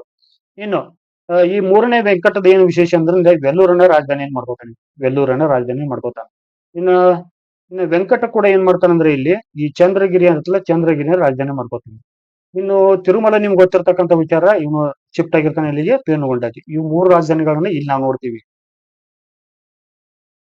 ನೆಕ್ಸ್ಟ್ ನೋಡ್ರಿ, ವಿಜಯನಗರವು ಮುಖ್ಯವಾಗಿ ಒಂದು ಸೇನಾ ರಾಜ್ಯವಾಗಿತ್ತು ಎಂದು ಹೇಳಿದ ಇತಿಹಾಸಕಾರರು ಯಾರು ಹೇಳ್ತಾರೆ ನೋಡ್ರಿ. It was the one of the military state ಅಂತ ಕರೀತಾರೆ. ಮಿಲಿಟರಿ ಸ್ಟೇಟ್ ಅಂತ ಕರೀತಾರೆ. ಇದಕ್ಕ ಮಿಲಿಟರಿ ಸ್ಟೇಟ್ ಅಂತ ಕರೀತಾರೆ. ಹಿಂಗ್ ಕರ್ದವ್ರು ಯಾರು ಅಂತ ಕೇಳ್ತಾರೆ ಇಲ್ಲಿ. ಆಪ್ಷನ್ಸ್ ಏನ್ ಕೊಡ್ತಾರ ಅಂದ್ರ, ಒಂದು doctor Panikkar, R.G. Bhandarkar, V.S. Smith, Robert Sewell. ಸ್ನೇಹಿತರೆ, ಇಲ್ಲಿ ಸರಿಯಾಗಿರ್ತಕ್ಕಂಥ ಉತ್ತರ ಯಾವುದು? Option D, sorry option A, doctor Panikkar. ಇದು ಆಲ್ರೆಡಿ ಒಂದ್ಸಲ ಇದು ಎಕ್ಸಾಮ್, ಒಂದು ಗ್ರೂಪ್ ಸಿ ಎಕ್ಸಾಮ್ಗೆ ಒಂದು ಪ್ರಶ್ನೆ ಆಗಿತ್ತು ಸ್ನೇಹಿತರೆ. ಸೊ ಅಲ್ಲಿಂದ ಆಯ್ಕೊಂಡಿದೀನಿ, ನೋಟ್ ಮಾಡ್ಕೊಳ್ಳಿ. ಮುಂದಿನ ಒಂದು ಪ್ರಶ್ನೆ ನೋಡ್ರಿ, ವಿಜಯನಗರದ ಆಡಳಿತ ವ್ಯವಸ್ಥೆಯನ್ನು ಉಲ್ಲೇಖಿಸಿ. ರಾಜ್ಯ ನಿರಂಕುಶ ಮತ್ತು ಅಥವಾ ಸ್ವಯಂ ಆಡಳಿತ ನಡೆಸುವ ಪ್ರಭುವಲ್ಲ. ಆತನ ಅಧಿಕಾರವು ಕೆಲವು ರೂಢಿ ಮತ್ತು ವಾಡಿಕೆಗಳಿಗೆ ಬದ್ಧವಾದುದು ಎಂದು ಅಭಿಪ್ರಾಯಪಟ್ಟಿರುವ ಇತಿಹಾಸಕಾರ ಕೇಳ್ತಾರೆ ನೋಡ್ರಿ. ಇಲ್ಲಿ ಸರಿಯಾಗಿರ್ತಕ್ಕಂಥ ಉತ್ತರ ಯಾವುದು? Option B, TB. Mahalingam. TB. Mahalingam ಅವ್ರು ಏನ್ ಹೇಳ್ತಾರಂದ್ರೆ, ವಿಜಯನಗರದ ಒಂದು ಆಡಳಿತ ವ್ಯವಸ್ಥೆಯನ್ನು ಯಾವ ತರ ವರ್ಣನೆ ಮಾಡ್ತಾರಂದ್ರೆ, ರಾಜ ನಿರಂಕುಶ ಪ್ರಭುವಲ್ಲ ಅಥವಾ ಸ್ವಯಂ ಆಡಳಿತ ನಡೆಸುವ ಪ್ರಭುವಲ್ಲ. ಆತನ ಒಂದು ಅಧಿಕಾರವು ಕೆಲವು ರೂಢಿ ಮತ್ತು ವಾಡಿಕೆಗಳಿಗೆ ಬದ್ಧವಾದದ್ದು ಅಂತ ಹೇಳ್ತಾರೆ. ಯಾರು? ಇತಿಹಾಸಕಾರ ಟಿ.ಬಿ. ಮಹಾಲಿಂಗಂ. ನೆಕ್ಸ್ಟ್ ನೋಡ್ರಿ, ರಾಜನೀತಿ ತತ್ವಗಳಿಗೆ ಸಂಬಂಧಿಸಿದಂತೆ ಮುಂದಿನ ಹೇಳಿಕೆಗಳನ್ನು ಪರಿಗಣಿಸಿ. ಏನು? ರಾಜನೀತಿ ತತ್ವಗಳಿಗೆ ಸಂಬಂಧಿಸಿದಂತೆ ಮುಂದಿನ ಹೇಳಿಕೆಗಳನ್ನು ಪರಿಗಣಿಸಿ. ಹೇಳಿಕೆ 1ರಲ್ಲಿ ಏನ್ ಕೊಡ್ತಾರೆ ಅಂದ್ರೆ, ಅಭಿಷಿಕ್ತ ಪ್ರಭು ಧರ್ಮದ ಕಡೆಗೆ ಒಂದು ಕಣ್ಣನ್ನಿಟ್ಟೆ ಆಡಳಿತ ಮಾಡಬೇಕು ಅಥವಾ ಆಳಬೇಕಂತ ಹೇಳ್ತಾರೆ. ಎರಡರಲ್ಲಿ ಏನ್ ಕೊಡ್ತಾರಂದ್ರೆ ತನ್ನ ದೇಶದ ಪ್ರಗತಿ ಮತ್ತು ಸಮೃದ್ಧಿಯನ್ನು ಬಯಸುವ ರಾಜನ ಹಿತವನ್ನೇ ಅವನ ಪ್ರಜೆಗಳು ಬಯಸುತ್ತಾರೆ ಅಂತ ಹೇಳ್ತಾರೆ. ಇಲ್ಲೇನ್ ಕೊಡ್ತಾರಂದ್ರೆ ಮೇಲಿನ ಹೇಳಿಕೆಗಳು ಕೆಳಗಿನ ಯಾವ ವ್ಯಕ್ತಿಗೆ ಸಂಬಂಧಿಸಿವೆ ಅಂತ ಹೇಳ್ತಾರೆ ಅವರು. ಸ್ನೇಹಿತರೆ, ಕೊಟ್ಟಿರ್ತಕ್ಕಂಥ 4 ಆಪ್ಷನ್ ನೋಡ್ಬೇಕಾದ್ರೆ ನಾವು ನೀತಿಸಾರ, ಅರ್ಥಶಾಸ್ತ್ರ, ಉಪಯುಕ್ತವಾದ ಮೌಲ್ಯದ ಮತ್ತು ನೀತಿಶಾಸ್ತ್ರ. ಸ್ನೇಹಿತರೆ, ಈ ಎಲ್ಲಾ ನಾಲ್ಕು ಕೃತಿಗಳು ಹೇಳೋದೇನು? ಆಡಳಿತ ವ್ಯವಸ್ಥೆ ಬಗ್ಗೆ. ಇಂತಹದೊಂದು ಕನ್ಫ್ಯೂಸ್ ಆಗೋ ಪ್ರಶ್ನೆ ಇದು. ಎಲ್ಲಾ 4 ಒಂದು ಆಪ್ಷನ್ಸ್ ಎಲ್ಲ ಆಡಳಿತ ವ್ಯವಸ್ಥೆ ಬಗ್ಗೆ ಹೇಳ್ತಾವ. ಈ 2 ಸೆಂಟೆನ್ಸ್ ಯಾವ ಕೃತಿ ಒಳಗದಾವ ಅಂತ ಅವ್ರು ಕೇಳಿದಾರ. ಸೊ ನಮಗೆ ಇಲ್ಲಿ ಸರಿಯಾಗಿರ್ತಕ್ಕಂಥ ಉತ್ತರ ಯಾವುದು? ಅಮುಕ್ತ ಮಲ್ಯದ ಇದನ್ನ ಯಾರು ಬರೀತಾರೆ? ನಮ್ಮ ಕೃಷ್ಣದೇವರಾಯ. ಯಾವ ಭಾಷೆಯಲ್ಲಿ? ತೆಲುಗು ಭಾಷೆಯಲ್ಲಿ. ಯಾವ ವಂಶ? ತುಳು ವಂಶ. ಈ KDR ಇನ್ನೊಂದ್ ಏನ್ ಕೃತಿ ಬರ್ತಾನೆ ಅಂದ್ರೆ ಜಾಂಬವತಿ ಕಲ್ಯಾಣ ಕೃತಿ ಬರ್ತಾನೆ. ಜಾಂಬವತಿ ಕಲ್ಯಾಣಂ. ಇದು ಯಾವ ಭಾಷೆಯಲ್ಲಿ ಐತಿ? ಸಂಸ್ಕೃತ ಭಾಷೆಯಲ್ಲಿ ಐತಿ. ಈ ಒಂದು ಕೃತಿ ಏನ್ ಮಾಡ್ತಾನಂದ್ರ ಒರಿಸ್ಸಾದ ಒಂದು ಯುದ್ಧದ ನಂತರ ಬಂದು ಮಹಾನವಮಿ ದಿಬ್ಬದಲ್ಲಿ ಕೃಷ್ಣ ಪಾರಿಜಾತ ನಾಟಕ ಆಡ್ತಾರ. ಆ ನಾಟಕದಲ್ಲಿ ಕೃಷ್ಣದೇವರಾಯ ಸ್ವತಃ ಕೃಷ್ಣನ ಒಂದು ಪಾತ್ರನ ಅನುಸರಿಸಿ ಈ ಜಾಂಬವತಿ ನಾಟಕದ ಒಂದು ಪ್ರಮುಖ ಪಾತ್ರಧಾರಿಯಾಗಿ ಏನ್ ಮಾಡ್ತಾನಂದ್ರ ನಾಟಕ ಆಡ್ತಾರೆ. ಯಾರು? ನಮ್ಮ ಕೃಷ್ಣದೇವರಾಯ. ಇನ್ನು ನೀತಿಸಾರ ಯಾರ ಕೃತಿ? ಕಮ್ಮಂಡಕ್ಕನ ನೀತಿಸಾರ. ಇದು ಒಂದ್ಸಲ ಮ್ಯಾಥ್ ಫಾಲೋಯಿಂಗ್ ಕೇಳಿದ್ರು ಹೇಳ್ತ ನೋಡ್ರಿ, ಕಮ್ಮಂಡಕ್ಕನ ನೀತಿಸಾರ. ಇನ್ನು ಅರ್ಥಶಾಸ್ತ್ರ ಯಾರು ಬರೆದ್ರು? ನಿಮ್ಮೆಲ್ಲರ ಪ್ರೀತಿಯ ಕೌಟಿಲ್ಯ. ಇನ್ನು ನೀತಿಶಾಸ್ತ್ರ ಯಾರು ಬರ್ತಾರೆ ಅನ್ನೋದು ನಿಮ್ಗೆ ಗೊತ್ತಿರೋ ಕಮೆಂಟ್ಸ್ ಮಾಡಿ. ಮುಂದಿನ ಪ್ರಶ್ನೆ ನೋಡ್ರಿ, 1ನೇ ಹರಿಹರ ಮತ್ತು 1ನೇ ಬುಕ್ಕರ ಪ್ರಸಿದ್ಧ ಮಹಾಪ್ರಧಾನ ಅಥವಾ ಶಿರಾಪ್ರಧಾನ ಅಥವಾ ಮುಖ್ಯಮಂತ್ರಿ ಯಾರಾಗಿದ್ದರು ಅಂತ ಕೇಳ್ತಾರೆ ನೋಡ್ರಿ. ಸ್ನೇಹಿತರೆ, ಸರಿಯಾಗಿರ್ತಕ್ಕಂಥ ಉತ್ತರ ಯಾವುದು? Option A, Mudda Dandanayaka was the military head of the 1ನೇ ಹರಿಹರ ಅಂಡ್ 1ನೇ ಬುಕ್ಕ. ನೆಕ್ಸ್ಟ್ ಪ್ರಶ್ನೆ ನೋಡ್ರಿ, ಮುಂದಿನ ಯಾವ ಜೋಡಿ ಸರಿಯಾಗಿ ಹೊಂದಾಣಿಕೆ ಆಗಿದೆ? Which of the following pair is correctly matched ಅಂತ ಕೇಳ್ತಾರೆ ನೋಡ್ರಿ. ಏನ್ ಹೇಳ್ತಾರಂದ್ರೆ ರಾಯಜಮ್ ಅಂದ್ರೆ ಏನು? ರಾಜ್ಯಾಜ್ಞೆಗಳ ಕ್ರೋಢೀಕರಣ ಇಲಾಖೆ ಅಂತ ಹೇಳ್ತಾರೆ. ನೆಕ್ಸ್ಟ್ ನೋಡ್ಬೇಕಂದ್ರೆ ನಾವು ಕಾರ್ಯಕರ್ತ ನೋಡ್ತೀವಿ. ವಾಟ್ ವಾಸ್ ಕಾರ್ಯಕರ್ತ? He was the one of officer. So ಇಲ್ಲಿ ಸರಿಯಾಗಿರ್ತಕ್ಕಂಥ ಉತ್ತರ ಯಾವುದು? Option C. ನೆಕ್ಸ್ಟ್ ನೋಡ್ರಿ, ಕೆಳಗಿನ ಯಾವ ರಾಜ್ಯ ಮನೆತನದ ಅವಧಿಯಲ್ಲಿ ನಾಯಂಕರ ಪದ್ಧತಿಯು ಜಾರಿಯಲ್ಲಿತ್ತು? ಯಾವ ರಾಜ್ಯ ಮನೆತನದ ಅವಧಿಯಲ್ಲಿ ಜಾರಿಯಲ್ಲಿತ್ತು ಅಂತ ಕೇಳ್ತಾರೆ. ಸ್ನೇಹಿತರೆ, ಸರಿಯಾಗಿರ್ತಕ್ಕಂಥ ಉತ್ತರ ಯಾವುದು? ವಿಜಯನಗರ ಸಾಮ್ರಾಜ್ಯ. ಇಲ್ಲಿ ನಾಯಂಕರ ಇದ್ರೆ ಇಲ್ಲಿ ನೋಡ್ರಿ, ಇಲ್ಲಿ ಯಾರು ಇರ್ತಾರೆ? ಇಲ್ಲಿ ಪಂಚಪ್ರಧಾನರು ಇರ್ತಾರೆ. ಇಲ್ಲಿ ಪಂಚಪ್ರಧಾನ ವ್ಯವಸ್ಥೆ ಯಾರ ಕಾಲದಲ್ಲಿ? ಹೊಯ್ಸಳರ ಕಾಲದಲ್ಲಿ ಪಂಚಪ್ರಧಾನ ವ್ಯವಸ್ಥೆ ನೋಡ್ತೀವಿ. ಇನ್ನು ಈ ಚೋಳರ ಕಾಲದಲ್ಲಿ ಒಂದು ಗ್ರಾಮೀಣ ಆಡಳಿತಕ್ಕೆ ಸಂಬಂಧಿಸಿದ ಒಂದು ಗ್ರಾಮಾಡಳಿತ ಕುರಿತಾಗಿ ನೋಡ್ತೀವಿ. ಈ ಗ್ರಾಮಾಡಳಿತ ಕುರಿತಾಗಿ ತಿಳಿಸುವ ಶಾಸನ ಯಾವುದು? ಉತ್ತರ ಮೆರೂರು ಶಾಸನ. ಯಾರು? ಉತ್ತರ ಮೆರೂರು ಶಾಸನ. ಈ ಶಾಸನದಲ್ಲಿ ಏನ್ ಹೇಳ್ತಾ ಇರ್ತಂದ್ರ ಕೂಡುವಲೈ ಚುನಾವಣಾ ಪದ್ಧತಿ ನೋಡ್ತೀವಿ ನಾವು. ಕೂಡುವಲೈ ಚುನಾವಣಾ ಪದ್ಧತಿ. ಈ ಚುನಾವಣಾ ಪದ್ಧತಿ ಯಾವ ತರ ಇರ್ತಂದ್ರೆ it is like a lottery system. Lottery ಪದ್ಧತಿ ತರ ಇರುತ್ತದು. ಇದನ್ನ ಚೋಳರ ಒಂದು ಗ್ರಾಮಾಡಳಿತ ಬಗ್ಗೆ ಹೇಳ್ಬೇಕಾದ್ರೆ ಸಂಪೂರ್ಣವಾದಂತ ತಿಳಿಸ್ಕೊಡ್ತೀನಿ. ಇದ್ ನೆನಪಿಟ್ಕೊಡ್ರಿ. ಉತ್ತರ ಮೇಲೆ ಶಾಸನ ಯಾವುದು? 1ನೇ ಪರಾಂತಕನ ಶಾಸನ. ಈ ಶಾಸನದಲ್ಲಿ ಏನ್ ಹೇಳುತ್ತಾ? ಕೂಡುವಲೈ ಚುನಾವಣಾ ಪದ್ಧತಿ. ಈ ಚುನಾವಣಾ ಪದ್ಧತಿ ಎದಕ್ಕೆ ಸಂಬಂಧಪಟ್ಟತಿ? ಲೋಕಲ್ ಅಡ್ಮಿನಿಸ್ಟ್ರೇಷನ್ ಬಗ್ಗೆ ಸಂಪೂರ್ಣವಾದ ಮಾಹಿತಿಯನ್ನ ನೋಡ್ತೀವಿ. ನಮ್ಗ ಯಾವುದು? ಕೂಡುವಲೈ ಸಿಸ್ಟಮ್. ಮುಂದಿನ ಪ್ರಶ್ನೆ ನೋಡ್ರಿ, ನಾಯಂಕರ ಪದ್ಧತಿಯನ್ನು ಉಲ್ಲೇಖಿಸಿ ಮುಂದಿನ ಹೇಳಿಕೆಗಳನ್ನು ಪರಿಗಣಿಸಿ ಕೊಡ್ತಾರೆ ನೋಡ್ರಿ. ಸ್ನೇಹಿತರೆ, ಇಲ್ಲಿ ಏನ್ ಕೇಳ್ತಾರ ಅಂದ್ರೆ ತಪ್ಪಾಗಿರುವ ಹೇಳಿಕೆಯನ್ನು ಗುರುತಿಸಿ ಕೇಳಿದಾರೆ. ಇಲ್ಲಿ ಇಂಥ ಪದಗಳು ನೆನಪಿರ್ಬೇಕು ನಿಮ್ಗೆ. ನಾವು ಏನ್ ಮಾಡ್ತೀವಿ ಅಂದ್ರೆ ಮೇಲಿನ ಸೆಂಟೆನ್ಸ್ ಸರಿ ಯಾವ್ದಿರ್ತಲ್ಲ ಅದಕ್ಕೆ ಹಾಕಿ ಬಿಡ್ತೀವಿ. ಬಟ್ ಈ ಸೆಂಟೆನ್ಸ್ ಮೇಲೆ ಈ ಪದಗಳ ಮೇಲೆ ನಿಮ್ಗೆ ಗಮನ ಇರಬೇಕು. ಇಲ್ಲಿ ತಪ್ಪಾಗಿರುವ ಹೇಳಿಕೆ ನಾವು ನೋಡಿದಾಗ ಇಲ್ಲಿ ಆಪ್ಷನ್ ಸಿ ಅಂದ್ರೆ 3ನೇ ಹೇಳಿಕೆ ತಪ್ಪಾಗಿದೆ. ಏನಂದ್ರೆ ನಾಯಂಕರ ಪದ್ಧತಿಯನ್ನು ಉಲ್ಲೇಖಿಸಿ ನಾವು ನೋಡ್ಬೇಕಾದ್ರೆ ಇದು ಒಂದು ಸಾಮಂತರಿಂದ ಆಡಲ್ಪಡುತ್ತಿದ್ದ ಪ್ರಾಂತೀಯ ಆಡಳಿತವಾಗಿತ್ತು. It was the one of the provincial administrator during the Vijayanagara empire. ಅದಾದ್ಮೇಲೆ ಏನಾಗುತ್ತೆ? ನಾವು ಸಾಮಂತರಿಗೆ ಈ ಒಂದು ಪದ್ಧತಿಯ ಮೂಲಕ ಹೆಚ್ಚಿನ ಒಂದು ಅಟಾನಮಸ್ ಪವರ್ ಕೊಡ್ತೀವಿ, ಅವ್ರಿಗೆ ಸ್ವಾಯತ್ತತೆಯನ್ನ ನೀಡ್ತೀವಿ. ಬಟ್ ಮುಂದೆ ಏನಾಗುತ್ತೆ ಅಂದ್ರೆ ತಪ್ಪಾಗಿರೋ ಹೇಳಿಕೆಯಲ್ಲಿ ನಾವ್ ಏನ್ ನೋಡ್ತೀವಿ ಅಂದ್ರ ಇದು ಕೇವಲ ಕಂದಾಯ ಅಧಿಕಾರವನ್ನು ಮಾತ್ರ ಹೊಂದಿರುತ್ತೆ ಸ್ನೇಹಿತರೆ. ಬಟ್ ಇವರು ಕೇವಲ ಕಂದಾಯ ಅಧಿಕಾರವನ್ನು ಹೊಂದಿರಲ್ಲ. ಇವ್ರೇನ್ ಕೇವಲ ಅಷ್ಟೇ ಇರಲ್ಲ, ಬಟ್ ಇವರಿಗೆ ನ್ಯಾಯಪಾಲನೆ, ನೆಕ್ಸ್ಟ್ ಏನಂದ್ರ ಸೈನಿಕ ಅಧಿಕಾರ, ಕಂದಾಯ ಸಂಗ್ರಹಣೆ, ನೆಕ್ಸ್ಟ್ ಇನ್ನೊಂದ್ ಏನಂದ್ರೆ ಇವರು ಕಪ್ಪು ಕಾಣಿಕೆಗಳನ್ನ ರಾಜರಿಗೆ ಸಂಭವಿಸಬೇಕಾಗಿತ್ತು. ಕಪ್ಪು ಕಾಣಿಕೆಗಳನ್ನ ನೀಡಬೇಕಾಗಿರ್ತದೆ. ಅದರೊಂದಿಗೆ ಅಷ್ಟೇ ಇರಲ್ಲ, ತಮ್ಮ ಒಂದು ಪ್ರತಿನಿಧಿಯನ್ನ ರಾಜನ ಆಸ್ಥಾನದಲ್ಲಿ ಇಡಬೇಕಾಗಿರ್ತೈತಿ. ಸೊ ಅಂತ ಅಧಿಕಾರಿಗಳನ್ನ ಈ ನಾಯಕರು ಅಥವಾ ನಾಯಕರು ಹೊಂದಿರ್ತಾರ. ಸೊ ಇನ್ನು ಮುಂದೆ ಏನ್ ನೋಡ್ತೀವಿ ನಾವು ಅಂದ್ರೆ ಇಲ್ಲಿ ಇವರ ಸೇವೆಗೆ ಅಮರಂ ಎಂಬ ಹೆಸರಿನ ಭೂಮಿಯನ್ನು ನೀಡಲಾಗುತ್ತಿತ್ತು. ಅವ್ರ ಎಲ್ಲಾ ಒಂದು ಕೆಲಸ ಕಾರ್ಯಗಳಿಗಾಗಿ ಕೆಲವು ಪ್ರದೇಶವನ್ನ ನೀಡ್ತಿದ್ರು. ಅದನ್ನ ಏನಂತ ಕರಿತಿದ್ರು ಅಂದ್ರೆ ಅಲ್ಲಿ ಅಮರಂ ಅಂತಿರು. ಸೊ ಮುಂದೆ ಏನಾಗತ್ತಂದ್ರೆ ಇದು ನಾಯಂಕರ್ ಪದ್ಧತಿ ಮುಂದೆ ಅಮರ ನಾಯಂಕರ್ ಆಗತ್ತಿದು. ಸಂಪೂರ್ಣವಾದ ಹೆಸರು ನೋಡ್ಬೇಕಾರ ಅಮರ ನಾಯಂಕರ್ ಆಗತ್ತೆ. ಇಲ್ಲಿ ಸರಿಯಾಗಿರ್ತಕ್ಕಂಥ ಉತ್ತರ ಯಾವುದು? Option C. ನೆಕ್ಸ್ಟ್ ನೋಡ್ರಿ, ಕೃಷ್ಣದೇವರಾಯನ ಸ್ಥಾಯಿ ಸೇನೆ 900 ಆನೆ, 20,000 ಕುದುರೆ, 1,00,000 ಕಾಲ್ದಳದಿಂದ ಕೂಡಿತ್ತು ಎಂದು ತಿಳಿಸುವ ವಿದೇಶಿ ಪ್ರವಾಸಿಗ ಯಾರಂತ ಕೇಳ್ತಾರೆ ನೋಡಿ ಸ್ನೇಹಿತರೆ. ಇಲ್ಲಿ ಸರಿಯಾಗಿರ್ತಕ್ಕಂಥ ಉತ್ತರ ಯಾವುದು? ಆಪ್ಷನ್ ಎ ಬಾರ್ಬೋಸಾ, ಡ್ಯೂರೆಟ್ ಬಾರ್ಬೋಸಾ ಈ ಒಂದು ಕೃಷ್ಣದೇವರಾಯನ ಸ್ಥಾಯಿ ಸೈನ್ಯ ಕುರಿತಾಗಿ ಹೇಳ್ತಾನೆ. ಇಲ್ಲಿ ನೋಡ್ಬೇಕು, ಇವರಿಬ್ಬರು ಯಾರು? ಬಾರ್ಬೋಸಾ ಮತ್ತು ಡೊಮಿಂಗೋ ಪಯಸ್ ವಿಸಿಟೆಡ್ ಅಂದ್ರೆ ಇವನ ಒಂದು ಆಸ್ಥಾನಕ್ಕೆ ಭೇಟಿ ಕೊಟ್ಟಿರ್ತಾರೆ. ಯಾರ ಆಸ್ಥಾನಕ್ಕ? ಕೃಷ್ಣದೇವರನ್ನ ಆಸ್ಥಾನಕ್ಕೆ ಭೇಟಿ ಕೊಟ್ಟಿರ್ತಾರೆ. ಇವರಿಬ್ಬರು ಯಾವ ದೇಶದ ಪ್ರವಾಸಿಗರು? ಪೋರ್ಚುಗಲ್ ದೇಶದ ಪ್ರವಾಸಿಗರು. ಕೇಳ್ತಾರೆ ಒಂದೊಂದ್ಸಲ. ನೆಕ್ಸ್ಟ್ ನೋಡ್ರಿ, ವಿಜಯನಗರ ಸಾಮ್ರಾಜ್ಯದ ಸೇನೆಯ ಗಾತ್ರ 1,00,000ವಾಗಿತ್ತು. ಈ ಒಂದು ವಿಜಯನಗರ ರಾಜ್ಯ 20 ಲಕ್ಷ ಜನರನ್ನು ಯುದ್ಧ ರಂಗಕ್ಕೆ ಕಳುಹಿಸಬಲ್ಲ ಎಂದು ತಿಳಿಸುವ ವಿದೇಶಿ ಪ್ರವಾಸಿಗ ಯಾರು ಕೇಳ್ತಾರೆ? ಇಲ್ಲಿ ಸರಿಯಾಗಿರ್ತಕ್ಕಂಥ ಉತ್ತರ ಯಾವುದು? ಡೊಮಿಂಗೋ ಪಯಾಸ್. ಮುಂದಿನ ಒಂದು ಪ್ರಮುಖವಾದ ವಿಚಾರ ನೋಡೋಣ. ವಿಜಯನಗರದ ಆಡಳಿತ ಘಟಕಗಳ ಸರಿಯಾದ ಕ್ರಮವನ್ನು ಗುರುತಿಸಿ ಅಂತ ಹೇಳ್ತಾರೆ ನೋಡ್ರಿ. ವಿಜಯನಗರದ ಆಡಳಿತ ಘಟಕಗಳ ಒಂದು ಸರಿಯಾದ ಕ್ರಮವನ್ನು ಗುರುತಿಸಿ ಅಂತ ಹೇಳ್ತಾರೆ. ಸ್ನೇಹಿತರೆ, ಇಲ್ಲಿ ಸರಿಯಾಗಿರ್ತಕ್ಕಂಥ ಉತ್ತರ ಯಾವುದು? Option A. ರಾಜ್ಯವನ್ನ ವಿಷಯವನ್ನಾಗಿ ವಿಂಗಡಣೆ ಮಾಡ್ತಾರೆ. ಈ ವಿಷಯವನ್ನ ಇನ್ನೊಂದು ಹೆಸರಿಂದ ಕರಿತಿದ್ರು, ವೆಂಟೆ ಅಂತಿದ್ರು. ವೆಂಟೆಯನ್ನ ಏನ್ ಮಾಡ್ತಿದ್ರು? ಸೀಮೆಯನ್ನಾಗಿ ಅಥವಾ ನಾಡುಗಳನ್ನಾಗಿ ವಿಭಜಿಸ್ತಿದ್ರು. ಈ ನಾಡುಗಳನ್ನ ಸ್ಥಳ ಅಥವಾ ಕಂಪನವನ್ನಾಗಿ ವಿವರಿಸ್ತಿದ್ರು. ಇನ್ನು ಆಡಳಿತದ ಕೊನೆಯ ಘಟಕ ಯಾವುದು? ಗ್ರಾಮ. ಆಡಳಿತದ ಕೊನೆಯ ಘಟಕ ಯಾವುದಾಗಿತ್ತು? ಗ್ರಾಮ. ಸೊ ಇಲ್ಲಿ ಸರಿಯಾಗಿರ್ತಕ್ಕಂಥ ಉತ್ತರ ಯಾವುದು? Option A. ಮುಂದಿನ ಪ್ರಶ್ನೆ ನೋಡ್ರಿ, ಮೋಸ್ಟ್ ಇಂಪಾರ್ಟೆಂಟ್ ಪ್ರಶ್ನೆ ಐತಿದು.